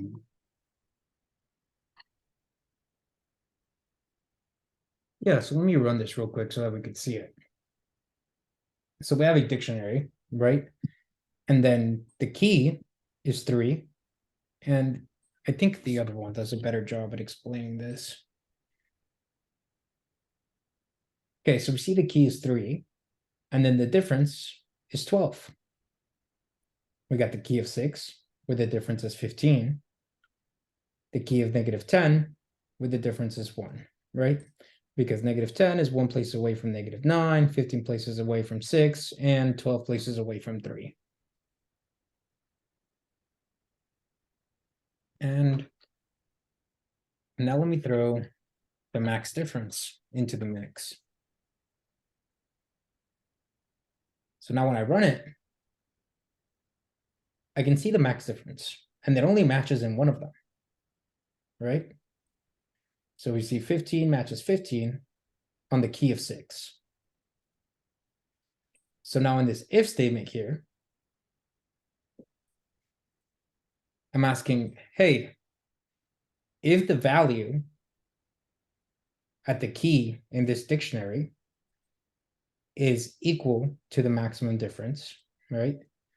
So if the value, which is 12, at the key of 3 is equal to the max difference of 15, then return key. Doesn't happen that time. So then I ask it the second time. Okay, so if the value 15 at the key of 6 is equal to 15, then return key. And on that iteration is where we'll see the return value come through. And then we'll see true. Did that explain a little better, Akeem? Yep, thank you. No problem. Yeah, so dictionaries are super powerful just because of the fact that they're able to create those key value pairs and just the way they're able to store data. And it's important that we learn how to manipulate dictionaries. Again, does anyone have any questions over anything that we did here? Everybody feeling pretty comfortable with this one?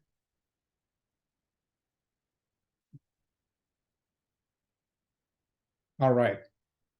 just in case you don't feel comfortable with it, I strongly recommend that you do this problem on your own.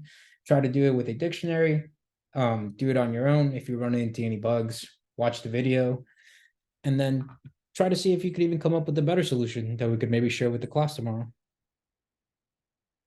All right, let's move on to the next one. We got my coworkers.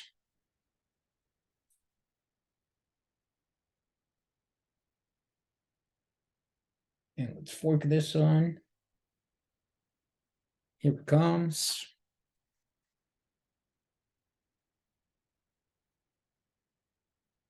Okay, so my coworker seems to be a list of list with a list, right? So we got our parent list of colleague data, where the indexed at 0 is just a single employee, and the index of 1 is a list describing where they work or what their job title is, and a personality trait, it looks like. Let's see. So you're given an input is a nested array list. Ugh.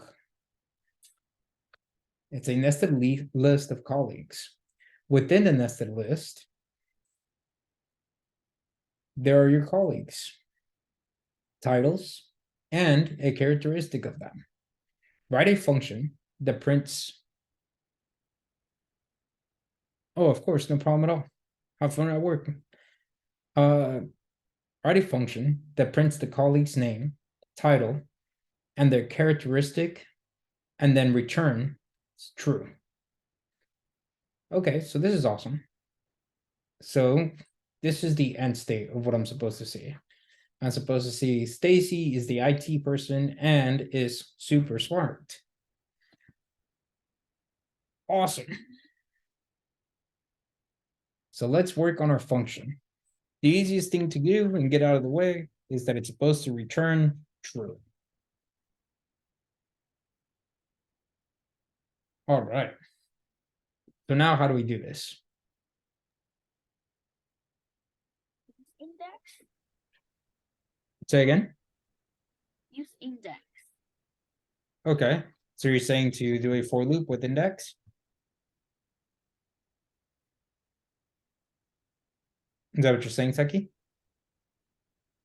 I'm just saying what print colleague data 0 plus 1 plus colleague 2. Okay, yeah, that would work for the very first one, right? But this method is supposed to do it for every single one of them. So we definitely want to loop through it. So let's go with for IDX in range. Say again?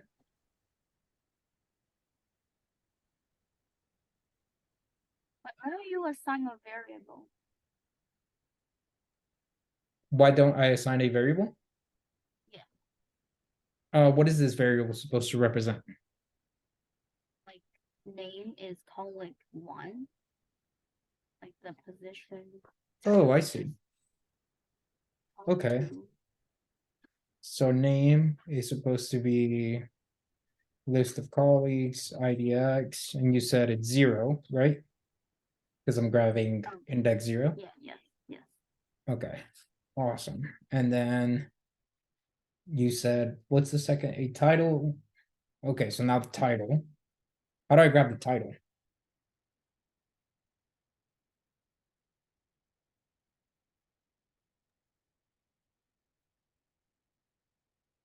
I'm tempting index 1. 0. Okay. So then we do IDX 1 0. and 0. Okay, awesome. Uh, Sorry, Akeem, I think you're breaking up. And then the last part is the characteristic, right? yeah, Characteristic. How do I grab that? So colleague yes 1 1. Okay, so list of colleagues, index 1 at index 1. Okay, perfect. So now I grabbed those variables, and now I could print my sentence. So how do I do it?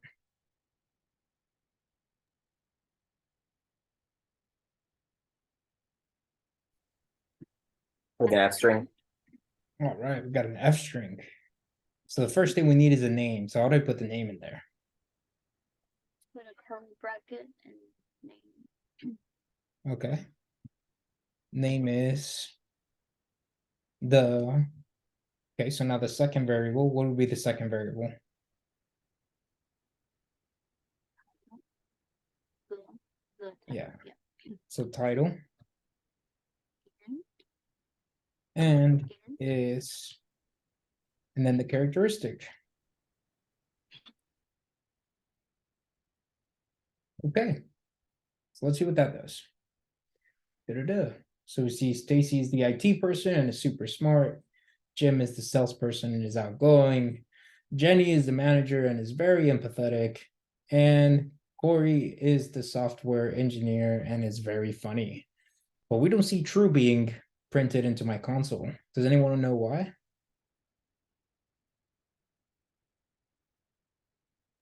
Because of your return statement. Because of what? Your return statement, you already have a return true down there. Yeah. So it says that I'm supposed to return true, right? So you have to turn it to a string. Okay. True is a string. So I could turn it into a string. But I think even if I turned it into a string, I still wouldn't see it.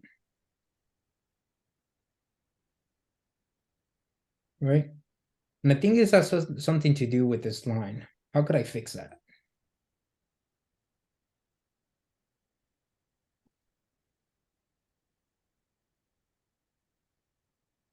Put a print Like- statement. Nice. Yeah. I gotta throw a print statement in there. Otherwise, it's not going to print my return value. Awesome. And now I see true. Fantastic. We are moving. We're almost there. We got three more. Let's see, we got repeated characters this time. Oh, before we move on, actually, does anyone have any questions about this?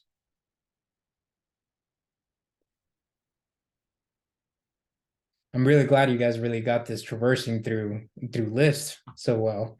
I like it.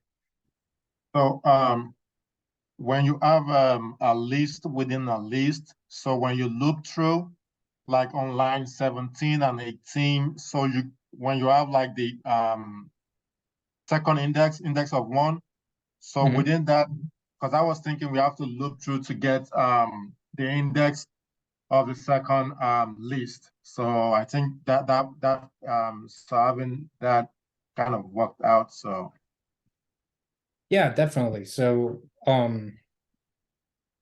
let's see. We got the original one that we did was list of colleagues at IDX, right? And list of colleagues at IDX is going to return something like this. Now,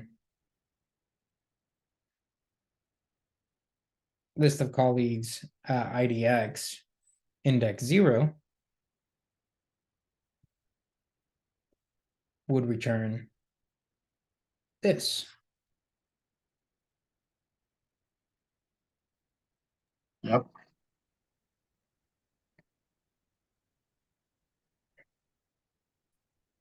So now we got list of colleagues at index 1. And that would actually just return another list.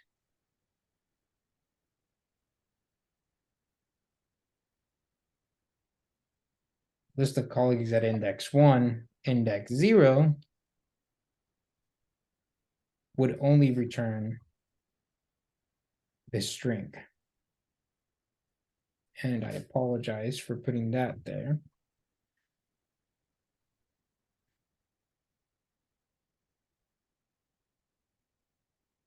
Now list of colleagues at index 1 at index at index 1 would return the second element of that list.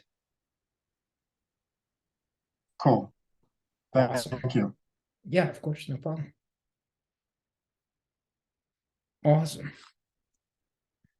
Let's move on to this next one, the repeated characters. Let's see. They're starting to get more and more complicated. Let's leave the site. Want to fork this.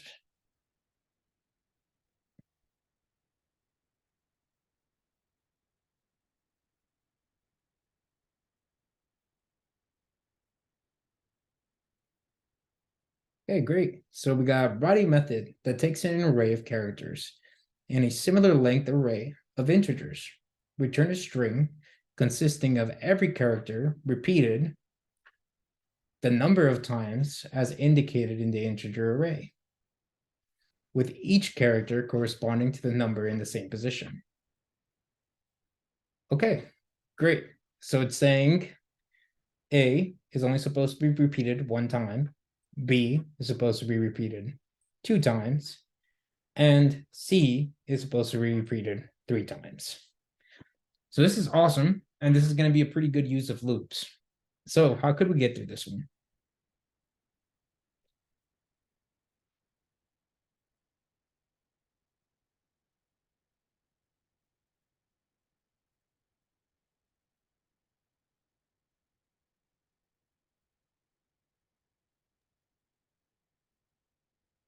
I feel like we need to make an empty string to get the return answer. But I don't know how to do a loop through it to essentially duplicate the letters. Okay. So let's do that. Let's say answer is equal to string, and let's say, oh, go ahead, Akin. No, let's continue. Let's Okay. continue. So for IDX in range, len, and we want list of characters. And Can we let's use just- dictionary for this question? in this case, we could use a dictionary. So like the answer is the value multiply the is it multiply? Yeah, the value multiply the key. Well, we're not necessarily multiplying it, we're just repeating an action multiple times, right? Yeah, so if 1 multiply A, doesn't it mean do the string A once? If it's 2 multiply B, doesn't it mean do B print like B twice? Yeah, definitely. Yeah. Let's see, let's I apologize, everyone, but could you give me a quick 5-minute break, and then afterwards we'll meet back up. In the meantime, while I leave you guys in this 5-minute break, could you guys please try to discuss what would be the best way of fixing this? If we want to do maybe 2 nested for loops and with an empty string, or try doing it with a dictionary. Awesome. I will be right back. Thank you. Awesome. Yeah, so we got this, and we were saying we could try this being a list, right? And we know that if we multiply a letter times a number, it's just going to repeat the letter multiple times. So now we got IDX, and let's say that we want to see what we're working for in IDX. Let's go with list of characters at IDX, and let's print list of occurrences at IDX.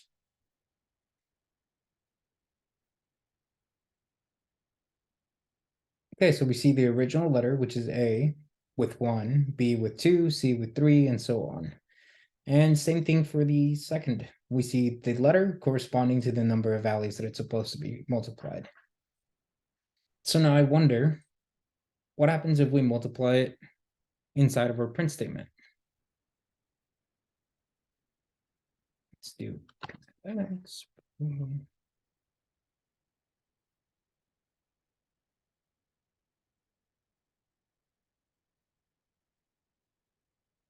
So we get A, B, and C, then we see false, and then we see hello the way that we wanted to see it, right? So now how could I put that into a list?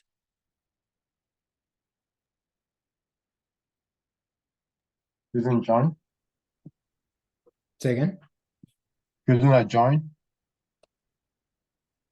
I would eventually join the list, yes, but I think I want to push it or append it into my list first, right? And let's just print the answer for now.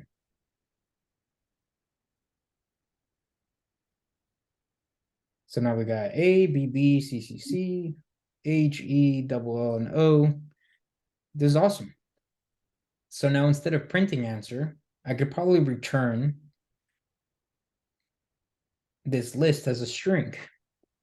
Do you guys remember how to do that?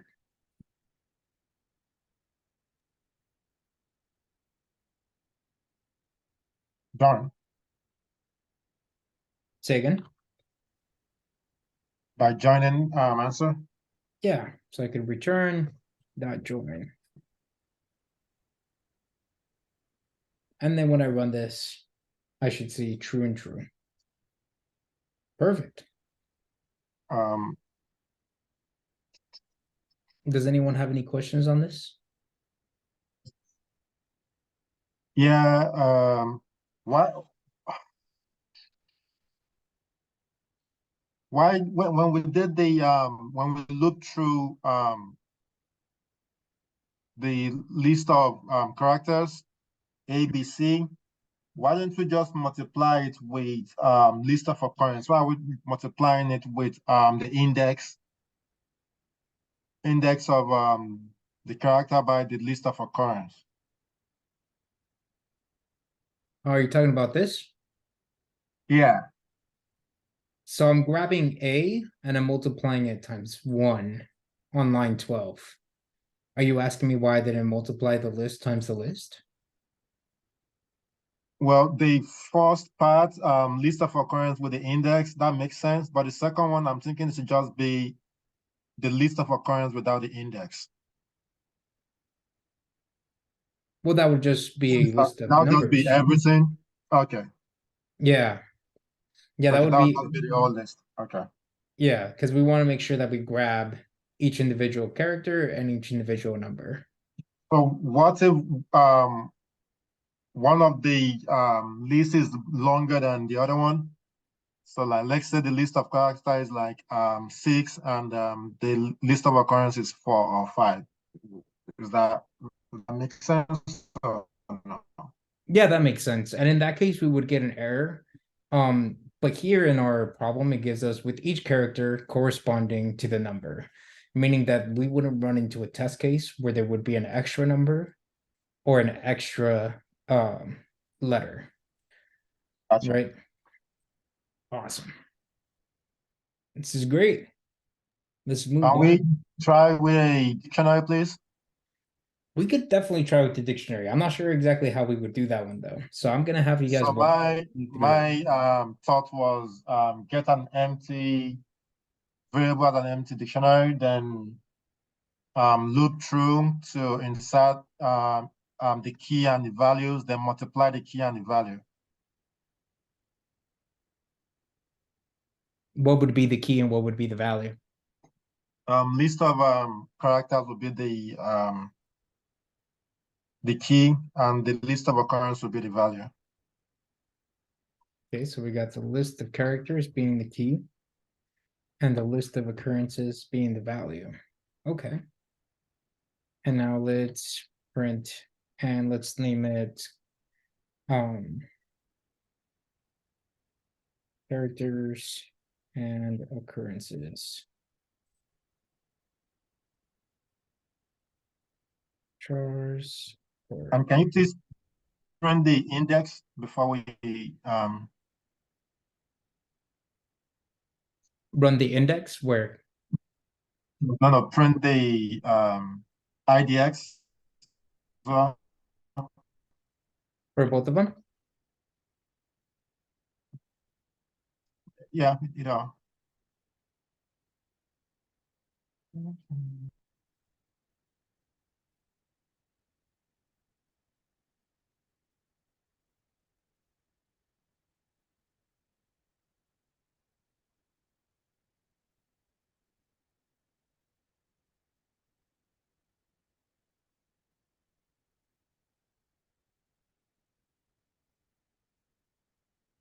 Let's see what that looks like.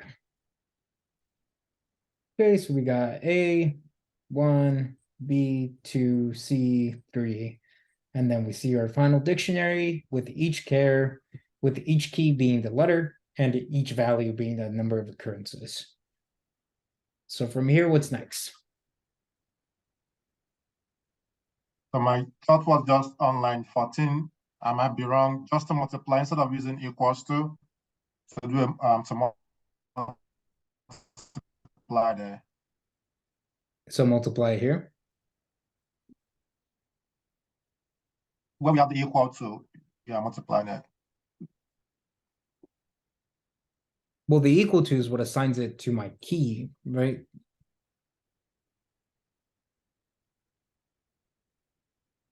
Is this what you mean? Yeah. Okay, so now I have that. And now, how could I return that?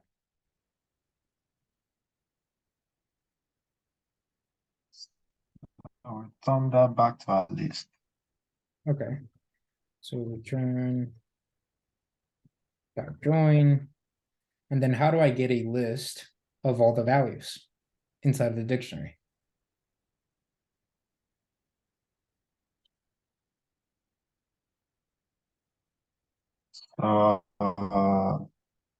The list of the values. Okay, so then I got chars, occurrences, dot values.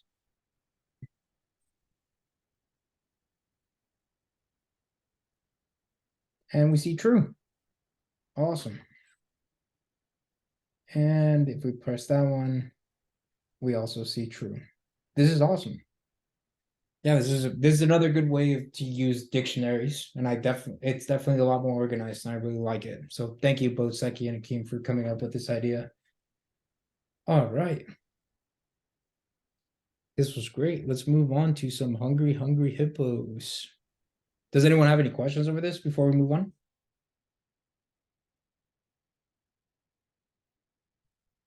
All right, let's do this.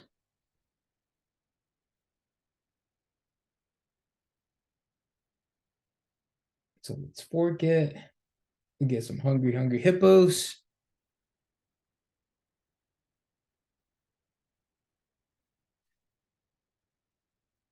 All right. So you play a game of hungry hippos with 3 other people. Every round, player 0 will eat 3 pellets. Player 1 will eat 4 pellets. And player 2 will eat 6 pellets.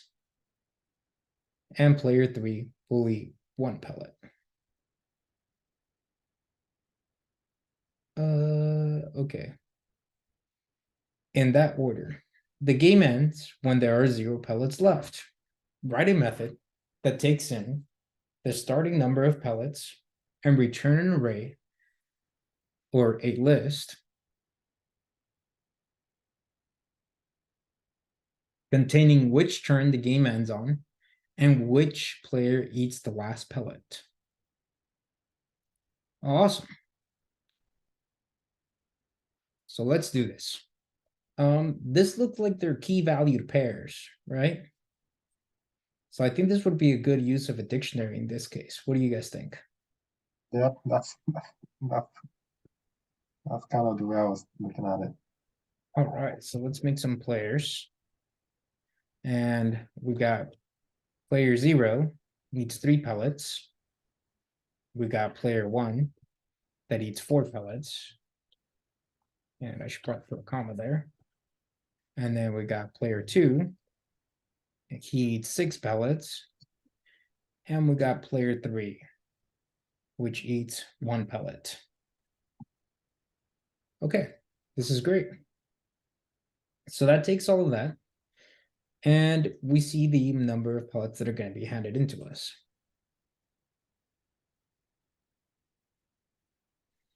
So if we get the number of pellets and we see who it's supposed to return. So write a method that takes in the starting number of pellets. So let's say we start with the first scenario. So it takes in 1.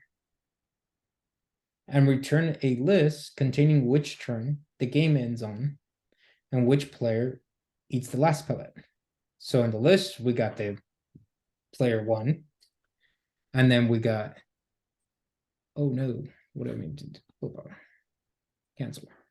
So we got the turn of 1 and that ended on player 0. So how could I do that?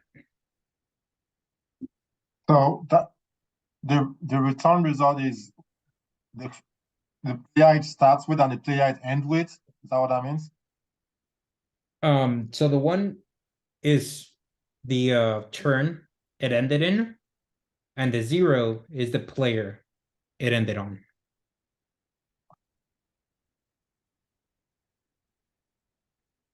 So let's say, looks like I want to retain a couple of things, right? So I want my pellets to be equal to number of pellets. And I want turns to be equal to 1. Right? Because this is initializing at 1. And let's say that I want an answer. And that's going to be a list. Okay. So now I want to do a certain behavior, which is subtracting the number of pellets while the number of pellets is greater than 0, right? So let's write that down. While the num or my pellets is greater than 0,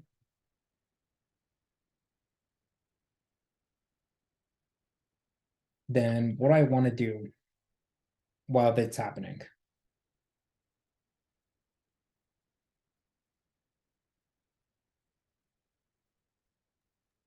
We want to increase the turns. Yeah, so I want to increase the turn, right? But I think I want to increase the turn towards the end. So let's write that down and then make a new line. Increase the turn. Okay, so before I increase the turn, I want to make sure I'm going through my players and subtracting that number, right?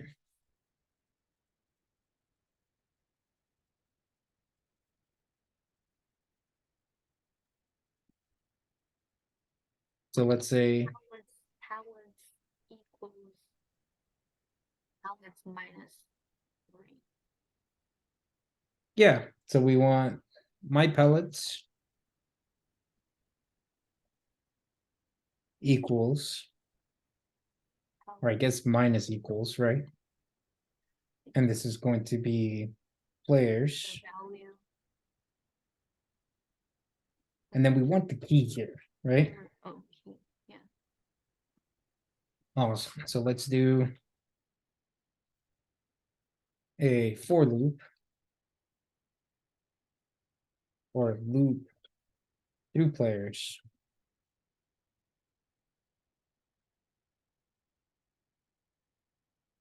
Okay, and let's also create a current player.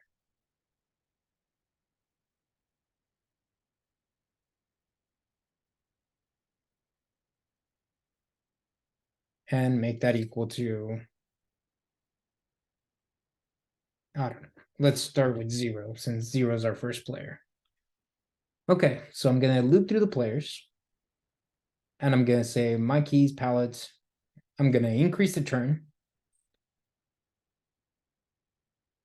And if I'm going to increase the turn there, then I want to make sure that it starts at 0. But I also want to make sure that my current player, say again. Increase the player. Right. Yeah, I want to make sure that my current player is equal to my key, right? Is that what you're saying, Seki? Yeah. Okay, awesome. So now let's write this out in code. So let's see. While my pellets is greater than 0. And then I'm going to say, oh, we got a colon there. And then I'm going to say for player in players. Then I want this to come into effect. But let's leave that indented.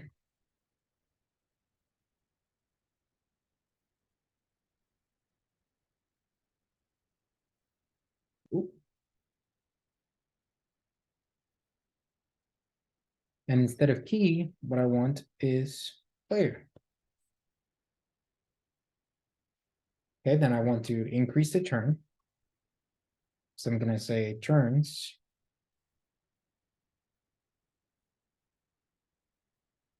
plus or equals 1.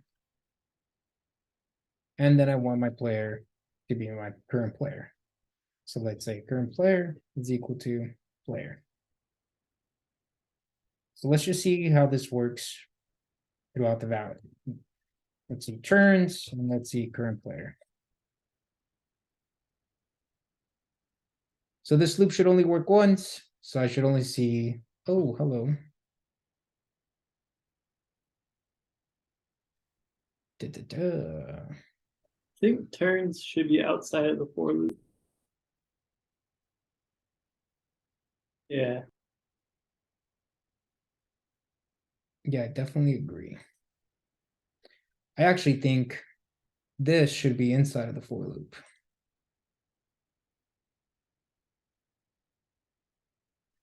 No, doesn't make any sense either. So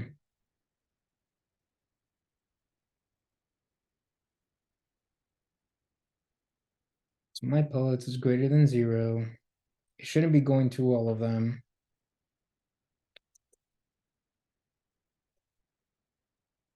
Maybe this while loop isn't the way to go, huh?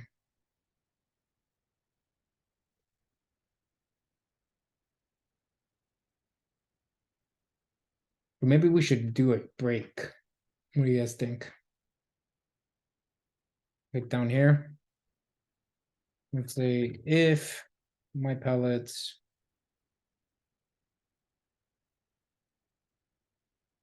is less than 0.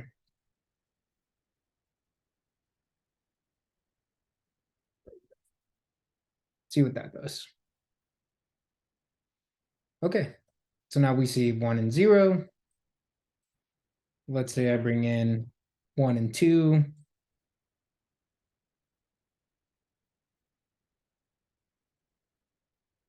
Okay, so this is wrong. It's giving me 3 and 2 for this case. So maybe this break statement. I wonder why this one's giving me 3 and 2. I think it's only supposed to go up a turn after it runs through all 4 players. It's like every round, not every turn. So put the turns plus equal after the for loop.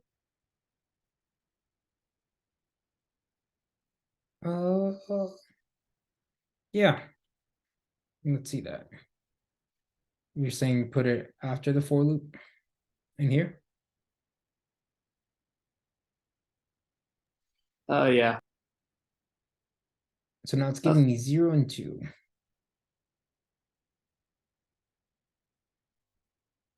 Goes to the for loop.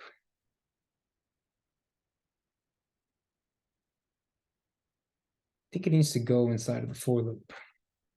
Or no, the turn should start at turn 1.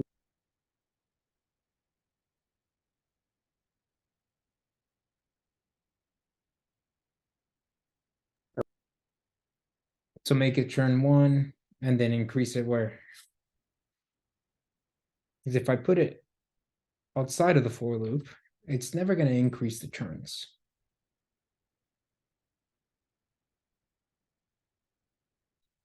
All right, so I want this to be at 0. Or no, that gave you 1 too. Isn't that what we wanted?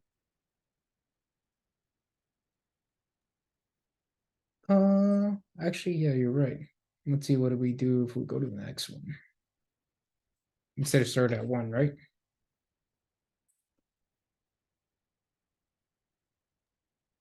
Let's see if it will increment.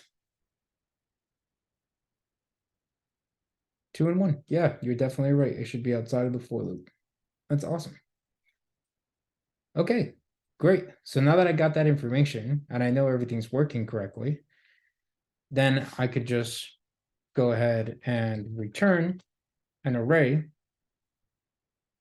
And let's just erase this answer because I'm not going to need it. And in position 1, I'm going to want the turns. And in position 2, I'm going to place the current player. Now, when I run this, it gives me false. And let's print this.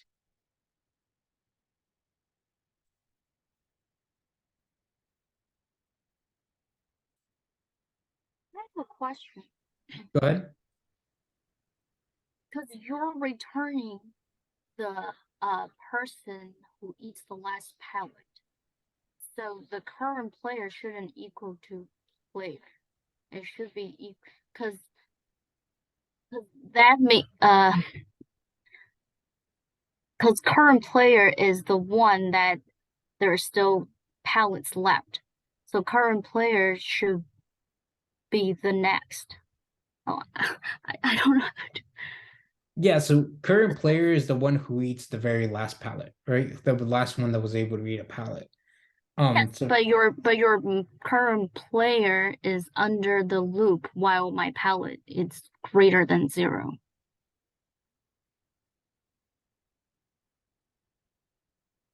are you saying here on line 28? Yes. Yeah, because So I'm assigning. Go ahead. the last person to eat the pallet should be under while my pallet is smaller than 0. So after the math operation happens of subtracting it, then it should set my current player, because my current player is the one that made the subtraction and then runs it. So here, let me print current player and my pallets.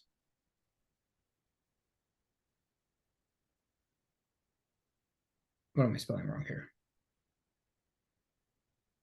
My pallets.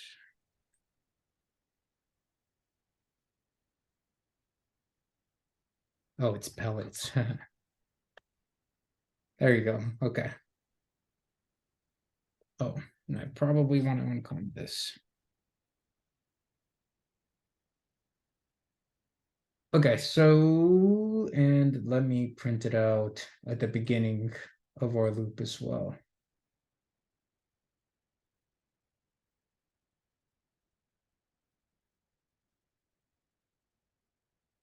Okay, so we got 19, right? Then player 0 eats 3 of them. So my pellets is now 16 at player 0. That's how many is left over.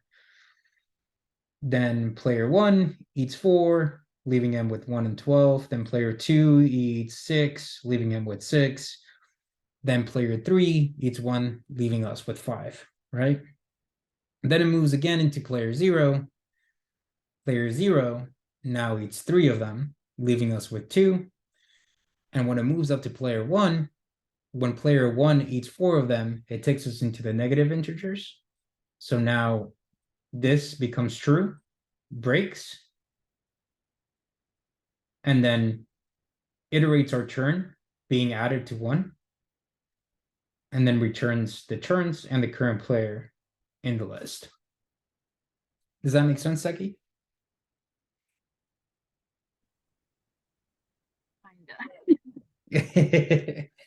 Yeah, I think, let me see, my pellets, he eats it.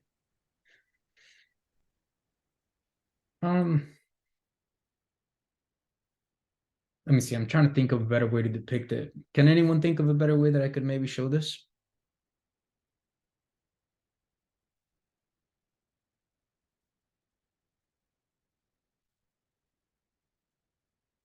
Okay.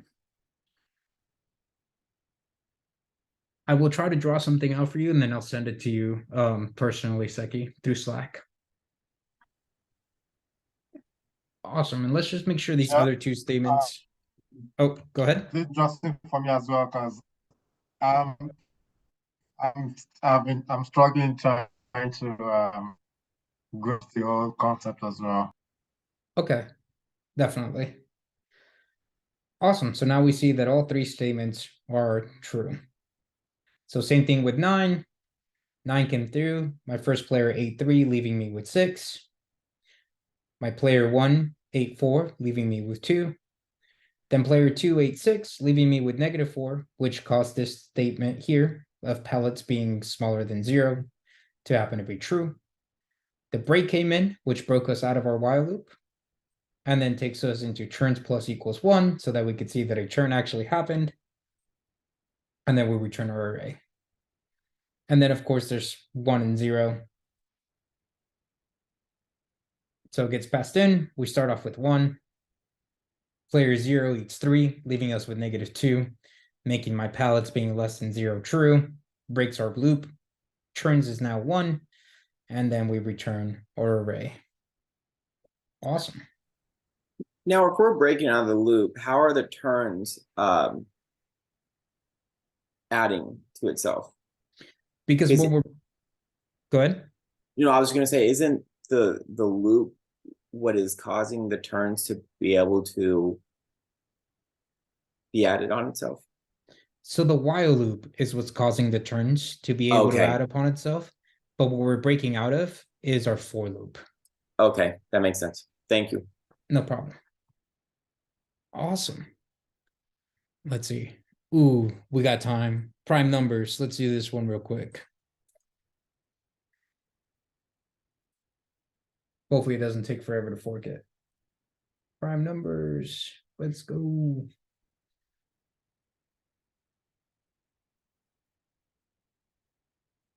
Okay, so a prime number is a positive integer with no divisor besides itself and 1.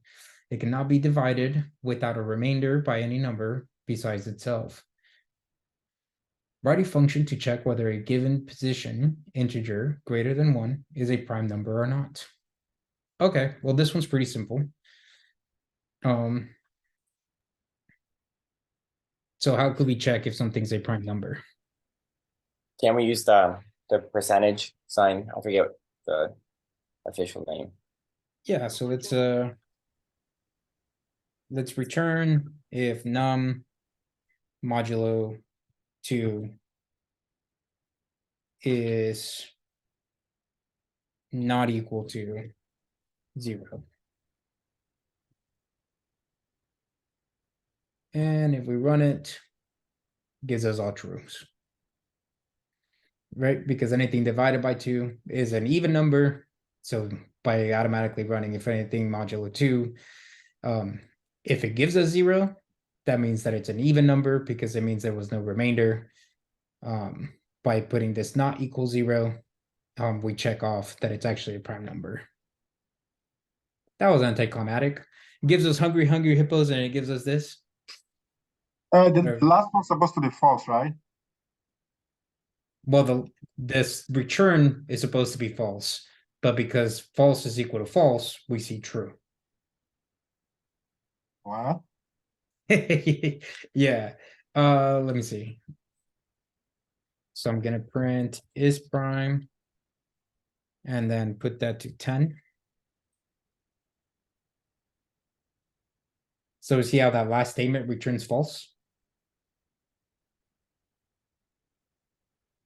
Akeem?